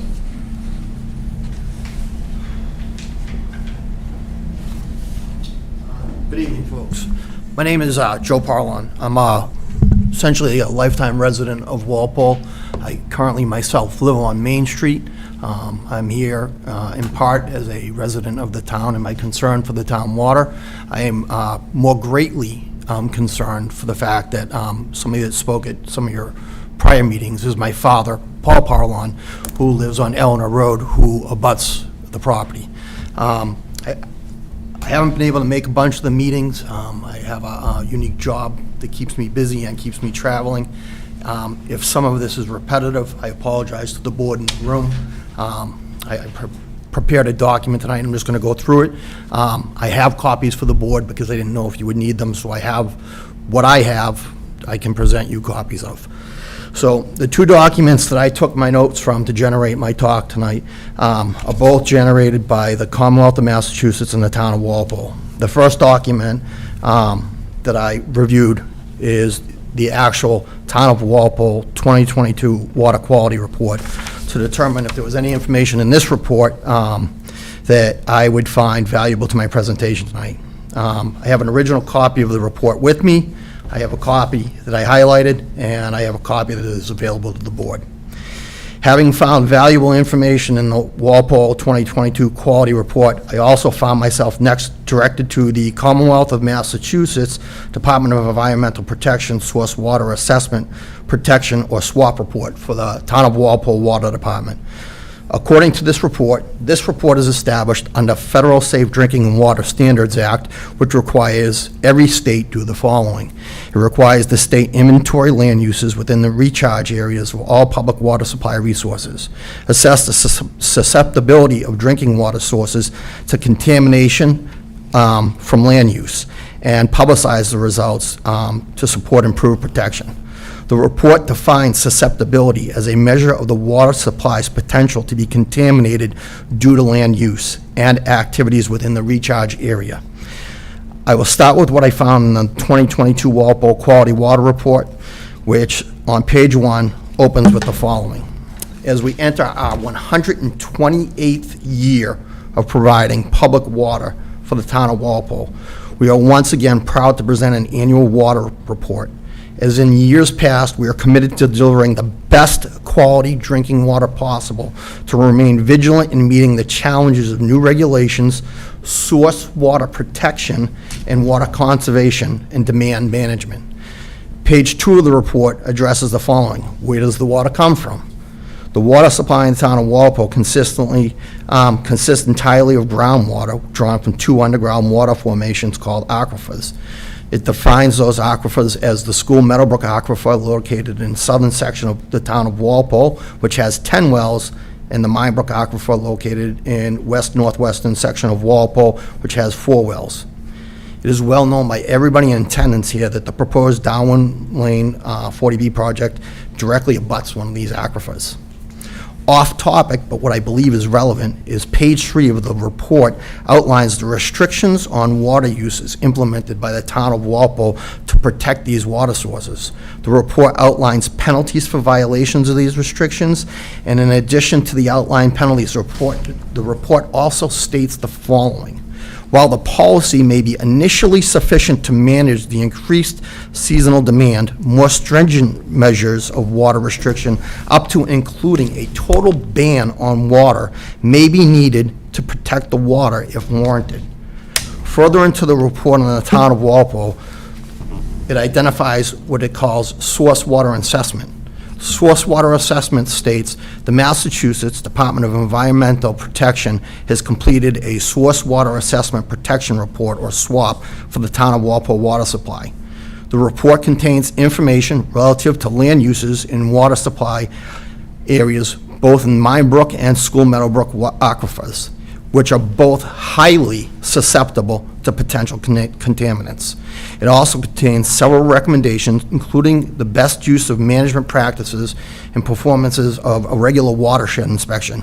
These recommendations are based and addressed through annual sanitary surveys of the aquifers and management of storm water discharges, an issue in this project. It is this section of the Walpole report that then refers me to the Department of Environmental Protection Source Water Assessment Protection Report. That report opens with an introduction that says, "We are all concerned with the quality of the water we drink. Drinking water wells may be threatened by potential contaminant sources, including storm drain runoff and road salting, among other improper disposals of hazardous materials." The purpose of this report is stated as the following. The report is a planning tool for local and state efforts to improve water supply protection by identifying land uses within the water protection areas that may be potential sources of contamination. The assessment helps focus protection efforts on appropriate best management practices and drinking water source protection measures. Page 2 of the state report states, the wells for the Walpole Water Department are located in 2 water supply areas with portions extending into the towns of Foxborough, Medfield, and Sharon. Each well has a Zone 1 radius of 400 feet. The wells are located in aquifers with a high vulnerability of contamination due to the absence of hydrogeologic barriers that can prevent contaminant migration. The report defines a hydrogeologic barrier as an underground layer such as clay of impermeable material that resists penetration by groundwater. Page 3 of that report states, the overall ranking of the susceptibility of contamination for the system in Walpole is high, based on the presence of at least one high-threat land use in the water supply protection areas. As a note, as a final note on the 2 reports, I want to note that the town of Walpole, in closing its water quality report, closed with a quote from Benjamin Franklin. The quote states, "When the well is dry, we will learn the worth of our water." Addressing the concerns outlined in these two reports with respect to my dad being a resident of Walpole and his house abutting the proposed project, and my being a resident of Walpole and a regular visitor to my dad's house on Ellen Road, I would like to present some thoughts to you. Some 30 years ago, the town of Walpole denied a permit to my father to put a cement pad under his porch that he built to the left side of his house, citing concerns at that time, 30 years ago, the impact a cement pad might have on the town aquifer. I know my father spoke previously to this. I would like to address it again. 30 years ago, when there was less likely a less educated understanding of the town of Walpole water supply, a cement pad, which would have likely been a 20 by 15 foot pad, was viewed as a threat to the same water supply today that the applicant proposes a 40B project, essentially on top of, if not directly adjacent to that exact same aquifer. Some 30 years later, both the town of Walpole and the state of Massachusetts Environmental Protection both identify the source of water as highly susceptible to contamination. This assessment is made even prior to the proposal of this project being proposed. If I relied only on the town of Walpole report, I would understand, I might not agree with, but I would understand if the applicant suggested that the 40B project was biased against because of the town of Walpole report alone. I do not rely on the Walpole report alone. In fact, Walpole report relies heavily and largely on the guidance of the Massachusetts report. The Massachusetts report is an uninterested third-party expert opinion on the possible environmental impacts of a project like this on the water supply, not just for Walpole, but for surrounding towns as well. The findings in both reports make it deeply concerning that a project of this nature and a magnitude could irreversibly, detrimentally impact the water supply for the town of Walpole. The town is already going through specific lengths, as I mentioned, to issue restrictions to protect the town of Walpole supply. Would it be prudent to approve a project that puts the very same water supply in jeopardy? My dad is 83 years old. I can't tell you he'll be here in a year. I also can't tell you he'll be in 15 years. I am 52 years old. When I was 2, my dad and my mom moved my family to the town of Walpole and Eleanor Road. For 50 years, my dad has been quietly, proudly made Walpole his home. It is not his place of residence. It is his home. He and my mom raised 4 kids here, all of which are successful products of growing up in the amazing community of Walpole. One of those kids, me, still today calls Walpole home. I think my dad, as well as all of the neighbors within the impacted neighborhoods that will abut this project, deserve a thoughtful, insightful, and educated review of this proposal by the esteemed members of the zoning board. I think that a finding should be made that benefits the community, not the developer, and I appeal to the ZBA members to deny this project because to do so protects an invaluable resource, the drinking water that supplies the town of Walpole. Thank you very much. Thank you, Mr. Parlant. Okay. Good. Do you want to submit that?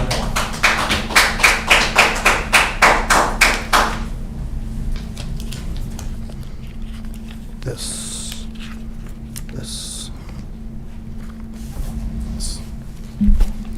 So, that's my statement. That's your water report for the town, and that's the Environmental Protection Agency report. Thank you. And we'll put this on the website for the proposed project. Thank you. Thank you. Okay. Anybody else have any comments or questions? So, Mr. Petrosi, there's a lot of work to be done on this, including, updated plans, completed plans. When do you think you can have that information with your engineer to respond back by? Well, I think, as I mentioned earlier, that most of the comments made by the peer review are technical in nature, and as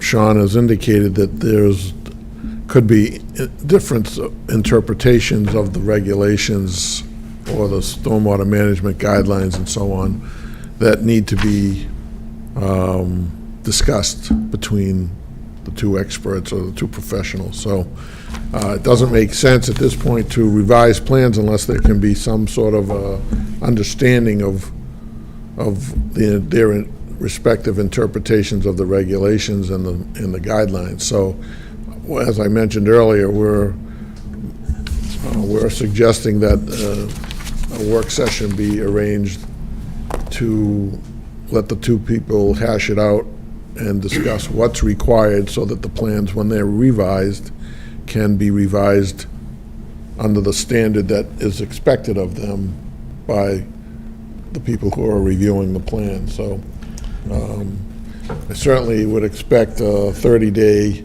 continuance of the hearing, and would appreciate if, through Patrick or through the board, that we arrange a sit-down session to go over each and every comment that has been made that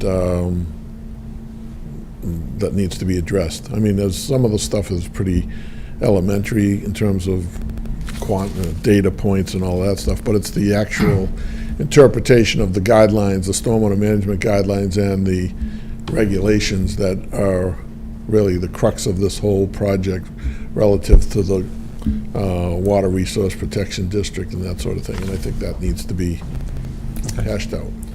That does. I was going to ask you, Mr. Reardon, go ahead. What I'd suggest is that they focus on providing the information that's required to, under the WRPOD requirements.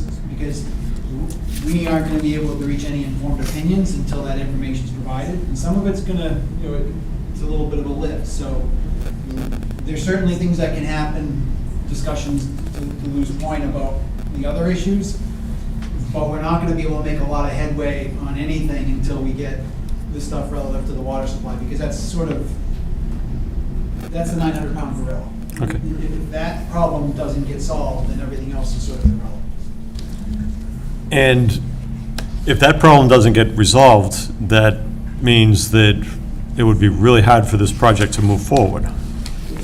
Well, Yeah, without evidence to demonstrate that the public water supply is protected, I don't see how you could go to approve the project. So it's incumbent upon the project to provide the documentation that justifies that. When can you have that information for the Water Resource Protection District provided? What specifically are you asking for in this comment letter that you're... So under the WRPOD, there's a very specific list of the items that need to be provided to support a request for a special permit. Because you need the special permit to get above the 15%. Well, Substantially above the 15%. so you're referring to this section that's entitled Stormwater Report? Is that what you're referring to, or is that It's traffic, or is it, where is it? I'm just trying to figure The out. zoning bylaw, section 12.4? Yes. Right, well, I think that's partly a legal opinion as well as I know Sean's coming at it from an engineering perspective, but, the town's already established parameters for what constitutes not adverse impact to the well protection area. So, I mean, for him to say now that we need to overcome those aspects of that section when the town's and the zoning board has already ruled on many, many projects in the past, why are we have to go the extra length of proving that? I think it's a legal opinion, which we'll be happy to provide, but these issues... Fortunately, we have town council with us also. This is it a legal opinion, or is this a... Not so far what I'm hearing, but, I mean, I think the best you can do is have the applicant then reply to Sean's letter and say, either we're providing this, here it is, we can provide it by X date, or we're not providing it for these reasons. And then the board's gonna have to you don't have a lot of time, and then you'll just have to take that and then start acting on it. And if it ends up that in accordance with the peer reviewer and any other input that you've received, you end up with a insurmountable issue, then you're gonna have to decide whether or not you're gonna close the hearing and then deny the project based on that. And that's really where you're at. I mean, I'm coming on a little strong on this because I agree with Attorney Murphy. We're well into this process now. And Sean has been pretty clear and laid out the further information that has to be provided. Either the applicant is going to provide it or he isn't. And if he isn't, you need to know that sooner rather than later and then act on that. Mr. Chairman, I just want to, so I'm reading the comments that were made under stormwater management, stormwater report. And there seems to be quite a few of these comments where there is a difference of interpretation of how the information that we've calculated was expected to be interpreted by the peer reviewer. Some of these need to be discussed. Why what is your view and what is our engineer's view of how they arrived at these calculations? Quite frankly, I don't understand why there's a pushback on having a discussion between the two engineers. Oh, there's no pushback, that's gonna happen. But Okay.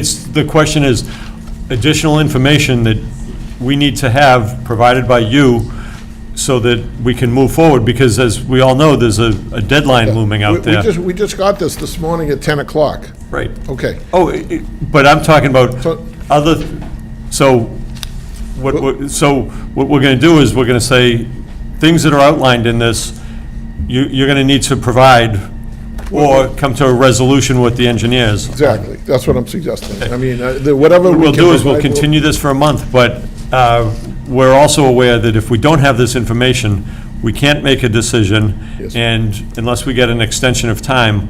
Well, we have an extension until December or something, so we're only in October. But Still a lot of information Making missing. yeah. It's not rocket science, it's just coming to terms with the interpretation of the So- regulations. With that, Can I just ask, have a quick dialogue with the board and George about sort of my intended, how I plan on approaching the water supply issue, just real quick? yeah, sure. So right now, the WP. Do you want to come to the microphone, please? Thank you.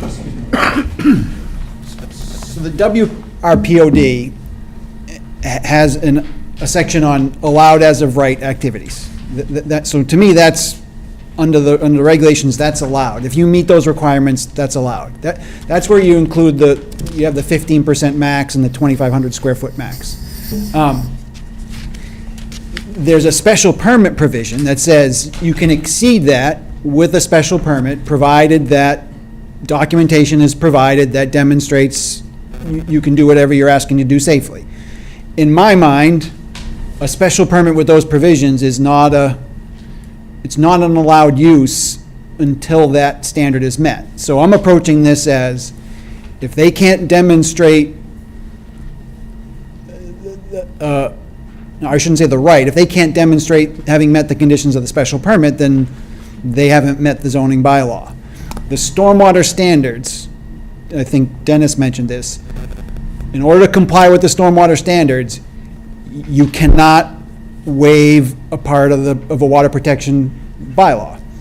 So in my mind, the board can't just say as part of the 40B process, well, we're not gonna pay attention to that, we're just gonna waive it, because the stormwater that would put you in non-compliance with the stormwater standards. So, It's unwaivable, right? well, I mean, I'm viewing it as such, I might be wrong, but I'm trying to, that's the way I'm approaching it, is that the requirement to meet the special permit criteria for granting the allowance in the exceedance in density is sort of a requirement of the project, that you can't just arbitrarily waive that. Well, not that you would, but I'm just saying we need to satisfy the conditions of the WRPOD in order to sort of get to a point where you could say yes. And George, if I'm wrong, just let me know. No, that sounds right, but that's what I'm saying. I would try to bring it to a head sooner rather than later. I would know by the time of your continued hearing date where the applicant is on that. And then you can decide what to do then. Okay. Just don't want this getting dragged out, because either he's gonna provide it, or he's gonna disagree and not provide it, or he's gonna disagree in part. But you've got a peer reviewer for a reason. He gave you an opinion about what's required in terms of a waiver, and that's what I would recommend you go by, and either the applicant is gonna agree or he isn't. Okay. But let's know it, again, sooner rather than later, and then the board can decide what to do. Okay. So, Mr. Petrosi, for our next meeting, you'll address the engineering issue, your engineer will address them with Mr. Reardon, and you'll provide, or either not provide, but the information required. We're going to go through the comment letter. We're going to try and address every item that's been asked to be addressed, and whatever remains, then we'll have a further discussion about. But I think I'd recommend strongly, maybe Sean can provide it in Word to them, Sean's comment, and their reply in bold, and submit it to the board prior to the hearing, and then you can have a reasoned discussion that's focused, instead of issues all over the map. Just boom, boom, boom, replies to the comments. Right. Okay. So with your permission, obviously I'll have Patrick. Yep, Patrick can coordinate, right? Yeah, and similar to last time, I don't know, it's up to the board, but it might be helpful to have a member of the board present as well. Yep. If I'm available, or if somebody else is available, that'd be fine if you want to sit in on the meeting. So we'll see who's available with your time, Sean. And Yeah, and there's no prohibitions to Conversation. the engineer and I having technical conversations. It's just a lot more productive. Right, yeah. Okay. Okay, Lauren, what's our next continuation date? We have November 1st and November 20th. Okay, I won't be here on the 1st, so Yep. can we do the 20th? 20th? That's about a month away, from a little more than a month. So, I'd also say too, the deadline for the public hearing date is December 22nd. So I don't know if that oh, was we're gonna know addressed now. Or if he doesn't. Yeah. We'll see where we are if Right, well, I don't you're know- gonna I grant don't an know. extension, or we can Right. close it and vote. So, You weren't going to have me on the other one, but what about that one? no, You don't need me. I think it's gonna be mostly engineering. Yeah. You're not available that day, right? Or are you? Not, I'm just telling Yeah. you in advance, yeah. Sorry Yeah. about And are we contemplating something in writing From in advance of your yeah. continued date, of a reply? Do you Yeah. want, should we pick a date? In other words, the meetings outside of the public hearing, this is sort of advice. Yeah. The meetings outside of the public hearing are to discuss technical issues. It's not for the applicant's engineer to try to talk the peer reviewer out of his position, and I'm sure No. the peer Yeah. reviewer I'm agrees. comfortable with it. So it's just to narrow areas and focus, but something should be put in writing to the board that's cogent and is in one-stop shopping about what the reply is to the comments. Right. And I think, I forget who suggested, if you can submit your letter electronically, and then the responses can come back, how it's been addressed. Yeah, that's standard fare. I've seen that. I'll sort of Carl there. I want to formatted list, comment letter to lose an engineer, and then he can use it however he wants. Okay. Okay.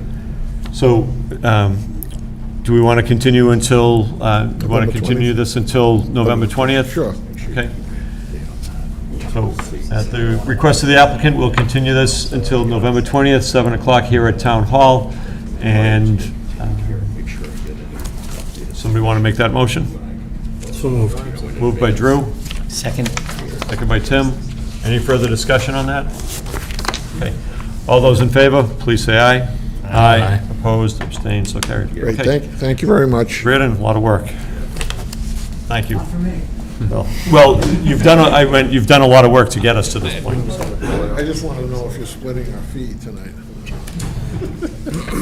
Okay, John, yes. just some I was just going to also add to the, when we were discussing waivers earlier, so we do have a preliminary waiver list that was submitted by the applicant originally. 12.3C is not requested in terms of having a waiver from that. So either that list needs to be revised, or you do need to comply with that provision, so. Okay. Okay, that's a good point. Next case we have is case number 23-1 for AIG Silver Strand Walpole LLC, known as the Gilmore site on 1015 East Street. So, is the applicant here?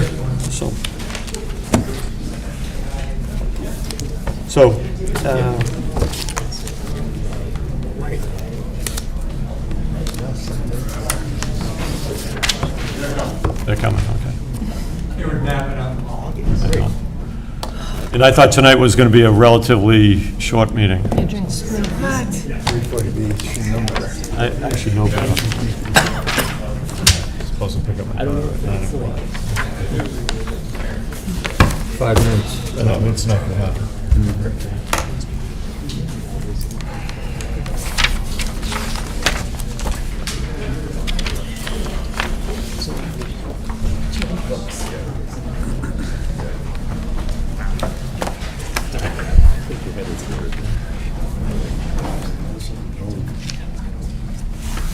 Again. That's reality. They're all bound. Okay.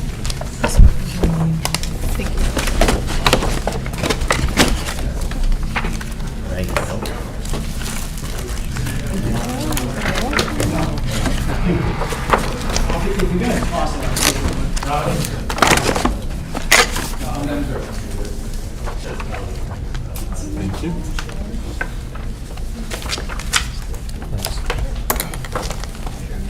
Thank you. Okay, so, good evening, and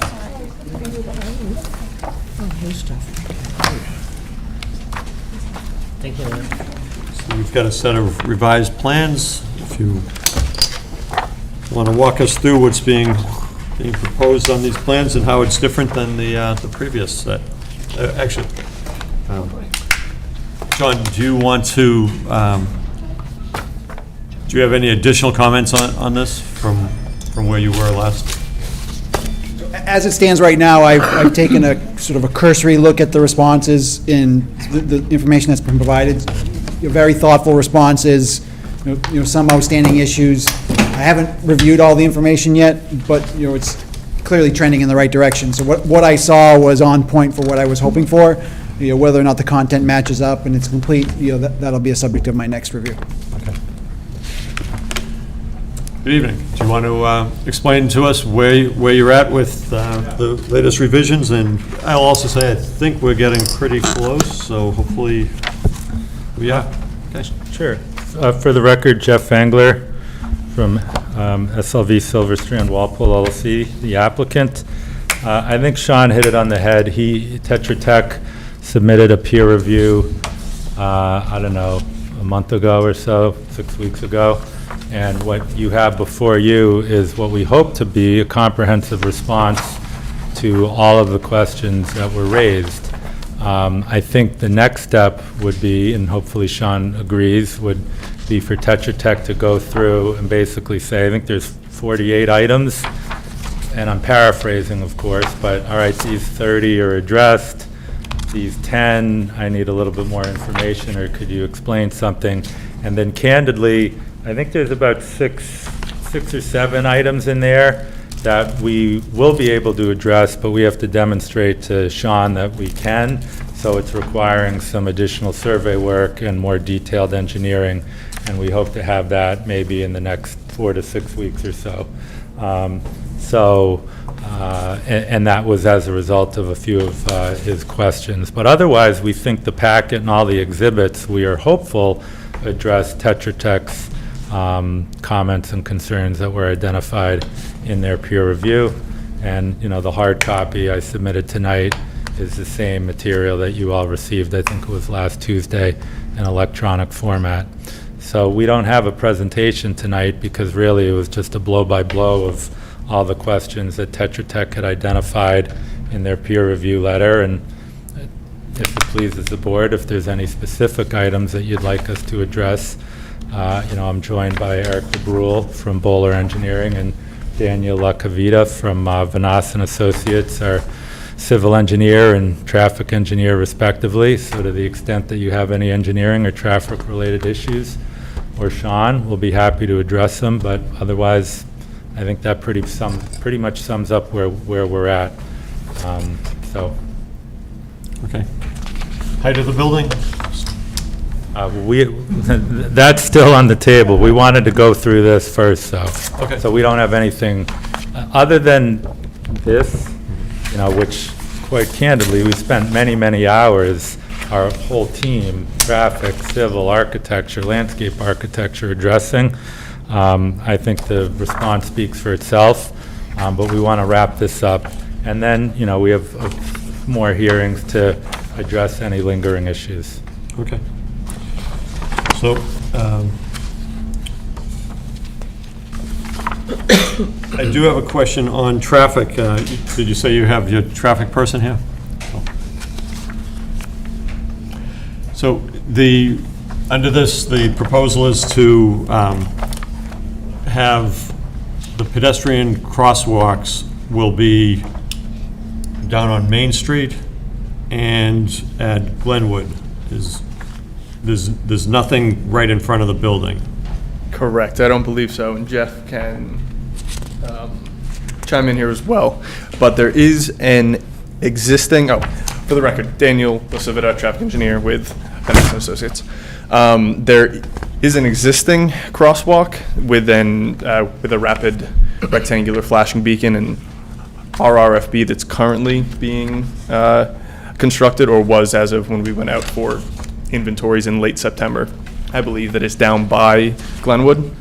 And I do not believe that we are proposing anything at the site. That was something that was talked about, but we have since moved away from that. And I believe, and it is in the most recent comments that Jeff had mentioned, that the applicant will be providing money towards the town to construct the sidewalk along the MBTA frontage to meet that currently under construction sidewalk by Glenwood.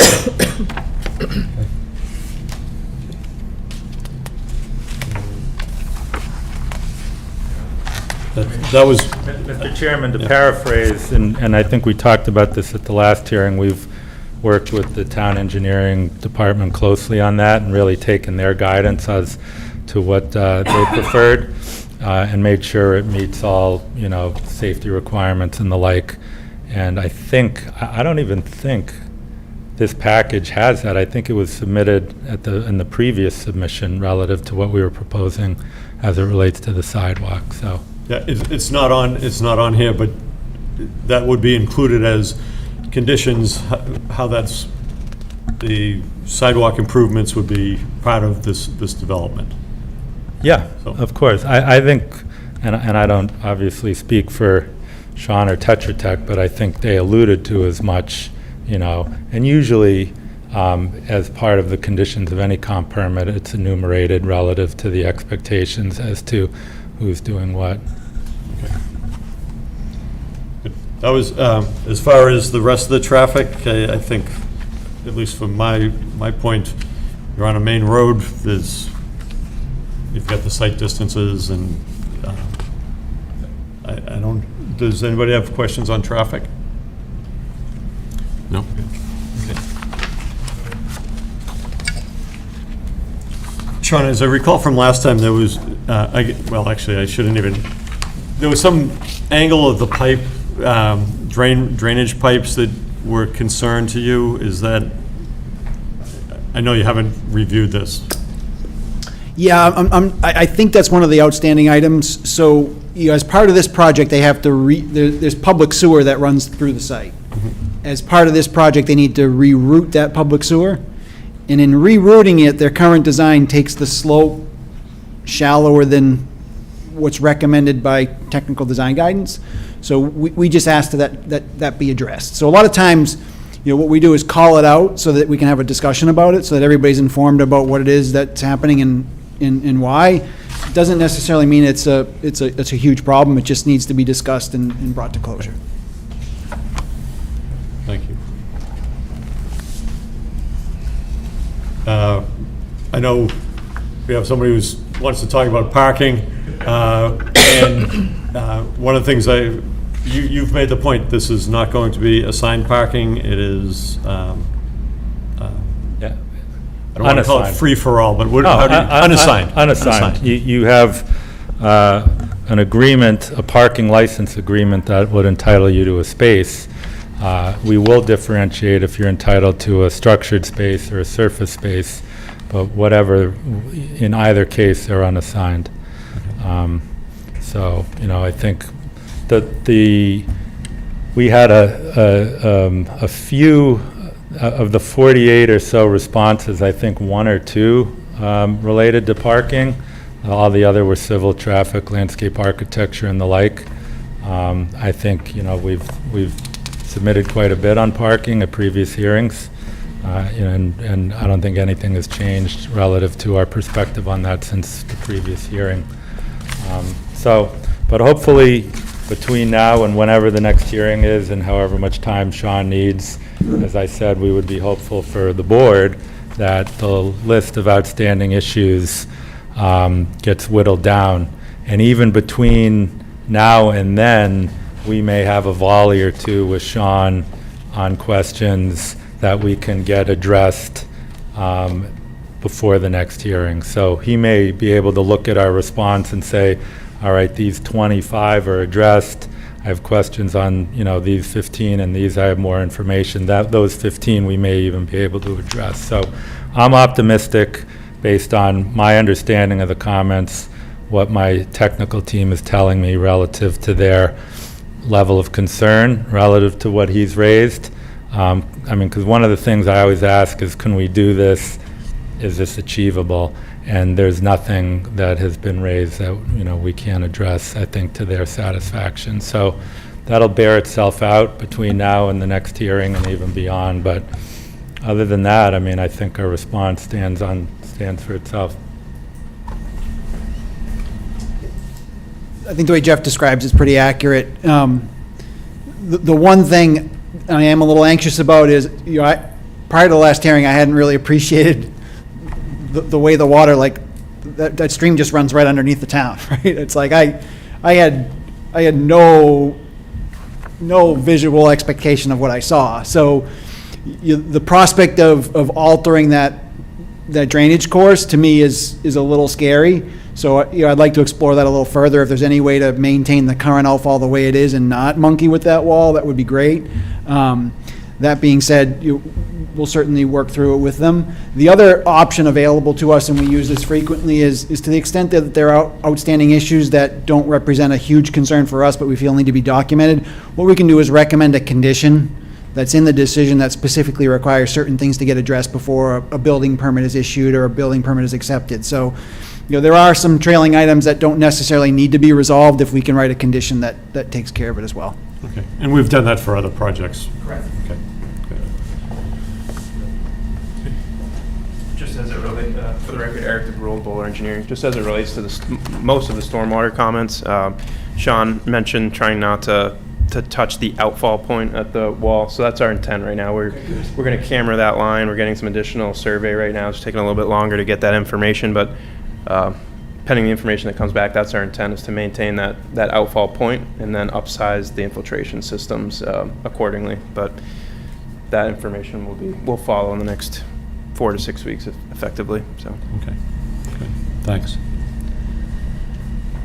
So one of the things for board members, I think that, again, we're getting pretty close on this, and once we get some of this peer review engineering things cleared up, the next steps would be to start looking at the waivers and see how it meets the requirements for the waivers. So I don't know if that'll be the next meeting, but that's not too far off in the distant future.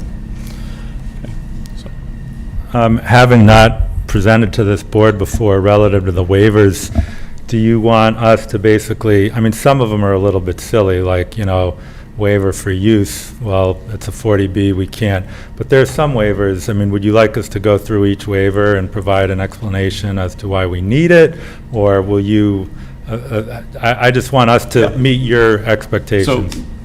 first off, what you just said would be very helpful, because what we do, and it's part of the process that we have to do, we actually sit and we go through each waiver and say, is this a waiver that, would be granted because it overrides the need of the bylaw to create affordable housing.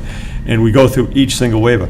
If you could provide the list of the waivers with just a bullet comment of why you need it. I think, and my memory stinks, but I think initially we did that in the package. application. Okay. But with that said, I think it's worth us going, because sometimes over the course of the project. Things change. A waiver may not be needed that we thought would, and maybe a new waiver is needed. So we'll re-review, if you will, the waiver list prior to the next hearing and make sure if there's any updates, we'll let you know, and then we'll be prepared.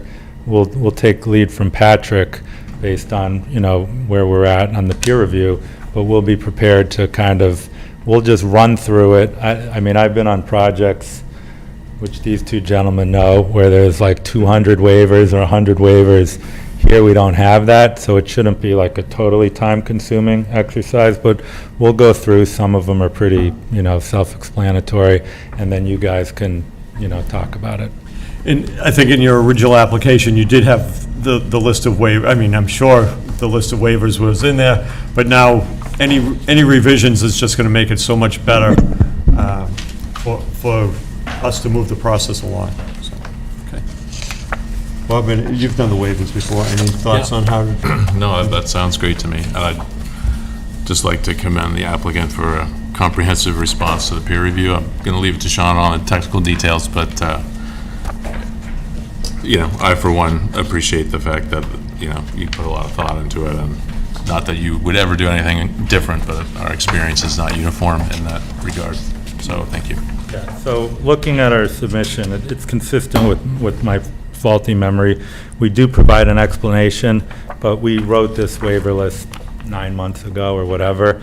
So we'll go through it, tweak it as necessary. If anything is not needed, we'll strike it. If for some reason we need something else, we'll add it, and that way you'll be working from the latest and greatest list. Okay, and if you submit that to Patrick, he'll send it out to us, and that would be helpful. Please don't track changes. Please don't track changes.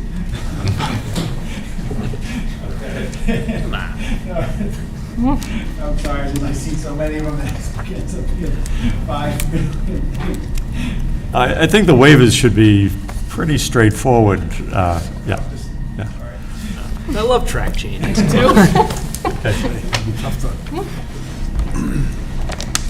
Okay, so really, we're talking some of the engineering issues here. Then, I think the waivers is really the next big thing that the board has. Do you have any comments tonight? Just briefly, if I may. So Stephen Meltzer, Edgewood Development, Liberty Station. I guess just seeing my face raises the issue of the parking issue. We remain consistent, and so is the applicant with his response. We still don't think that it's an adequate response. We don't think there's going to be adequate parking. I'm not going to belabor the point, just we're not backing off that point. We don't think that it's been satisfactorily addressed. But I would want to raise sort of an ancillary issue that I'm hoping that maybe the board can address in its decision, which is construction phase parking. During construction, and we see it right now with the construction that's going on the corner of Main and there's it's going to wreak havoc on the parking downtown with contractors and subcontractors if they don't have somewhere else to park during that construction phase. And it could take a while. So I'd ask the board in its decision to address that issue as a part of their construction plan, that there is some provision for their subs, for their contractors and subcontractors for parking elsewhere, so they're not hunting and taking parking places of people who are downtown trying to use the downtown. We're kicking people out of our small lot who are doing work on other properties in the area, and we want to make sure that we can avoid that. And if it's not addressed, it will come up. So now's the time to address it. Yeah. So, do you want to, have you put any thoughts into that at this point? Not specifically, but all I'll say is we would be very receptive to a condition. Typically, as a condition to getting a building permit, we're going to need to submit to the town a very detailed construction management plan. And as part of that construction management plan, there'll be a whole parking subsection, and that gets reviewed by, DPW, police department, everybody, to make sure that they're comfortable with our parking plan. So I would agree that it's something that the town should be interested in, and we would expect it to be a condition of a building permit to submit an acceptable construction management plan with parking a subset of that. So we have no issue with that. Okay. Okay. Just to the extent that any of that information can be provided now, it certainly helps. So, I understand that you don't want to defer as much of that till later as you can, but even if there's anything you can articulate now, it just sort of helps sort of close that gap. Just keep that in mind.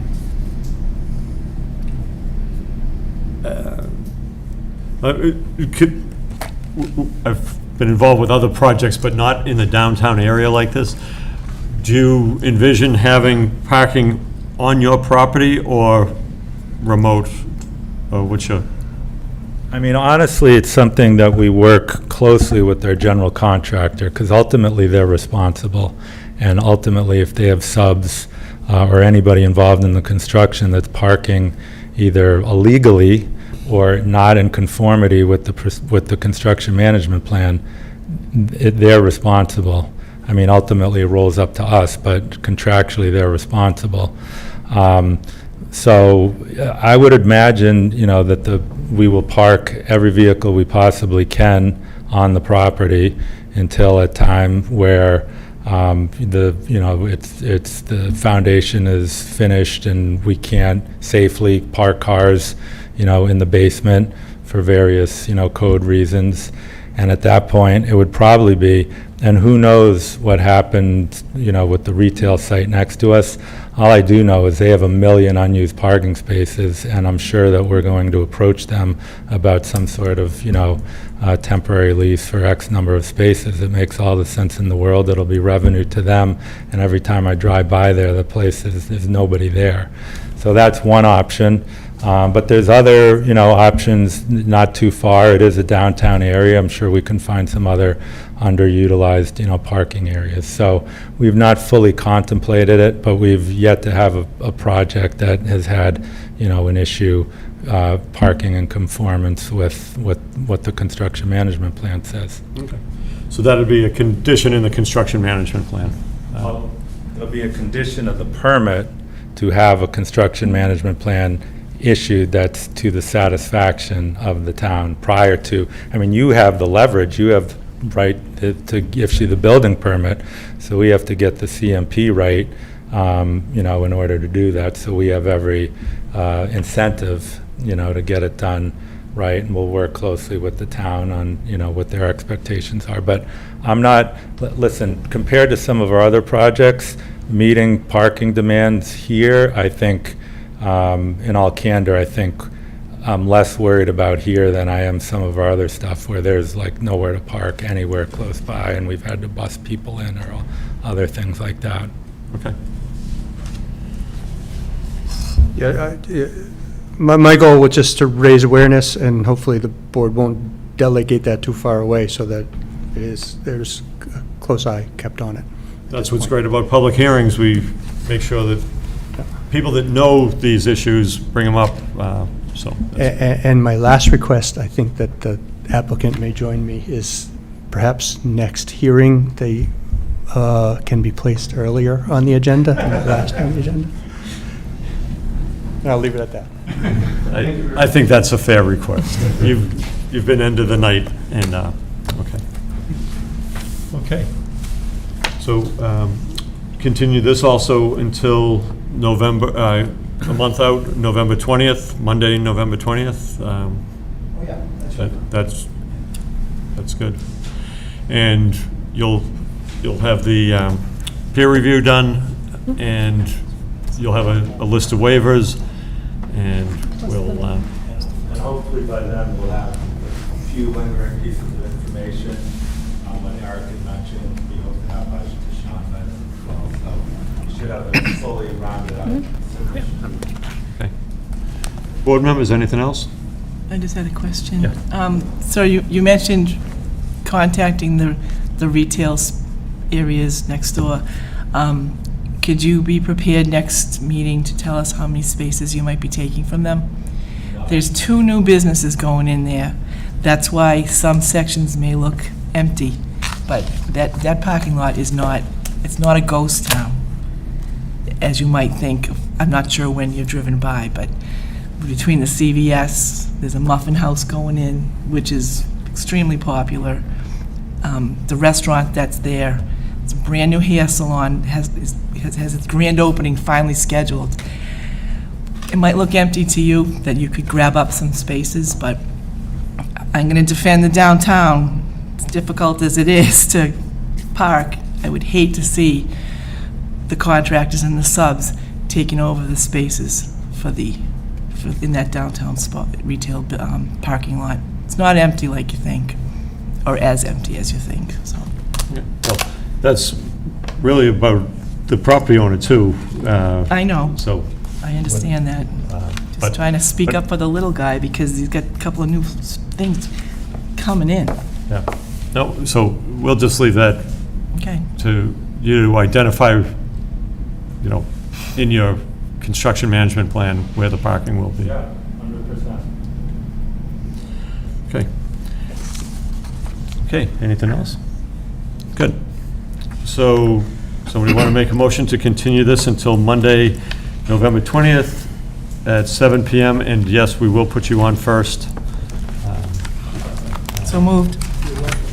Here at Town Hall. So moved. Moved by Judy, second by Mark. Any further discussion? All those in favor, say aye. Aye. Opposed, abstained, so carried. Okay. Thank you, Sean. That was a lot of peer reviewing.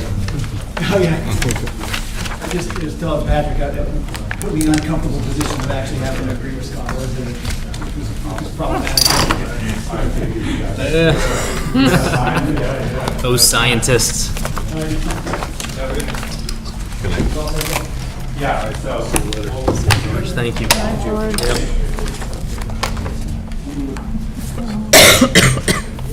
See you, George.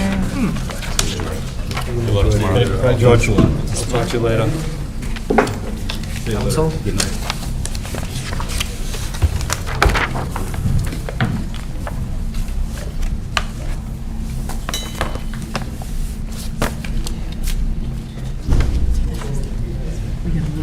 Did you review the minutes? Yeah, it's I was kind of there for that twice. meeting, so, Yeah, okay. Did anybody have a chance to review the minutes? Because I did not, and so, why don't we just table the minutes until the next meeting? Okay. And I will review them by then. Meeting date? Oh, yeah, meeting dates. Yeah, thank you, Tim, and thank you for catching that, that bit about the holiday in January, Martin Luther King Day. Does anybody have any questions on the meeting dates for next year? The plan is just to announce the top ones, right? Those are, the top ones are the ones that would be Would be posted. posted, Everyone well, else is the other added- ones are added fillers as needed. as needed. Okay. Which, it's sort of like the backup bench. Right, got it. I was just gonna say, just looking at this now, actually, the May 1st date, maybe, depending on if town meeting goes. I was to going a to ask, second I night. didn't look up town meeting, so It's usually For first what week in date? May. Yeah, the would May be- 1st date might be I not actually possible. think we did, thought you checked that. Did you check May I 1st? didn't. Town meeting is? No, not yet, no. Sorry, Okay. Yeah. I did not. It'll be the next week, too. So we can do like the 8th, or we could kind of hold off until we get closer, or maybe we just do the 20th. I was gonna say, they haven't announced it yet, have they? Not that I know of, I don't know. I should know that, but it's usually first week in May, typically. But you know what, it's the first full week in May, Right. so Right. it would, because it wouldn't be usually in April. You're right. Monday, yeah. I looked at it, that's why I thought we That were may be okay. good. Yeah, so it As might, is. it could Okay. be okay. I think we're, you know, We just keep it for now, see what happens. Yeah. can we do a partial January, February, March? we don't April? even, we don't have to do it, we don't even have to vote on it right now, we can just, Okay. Yeah, we can always wait if you, that's fine.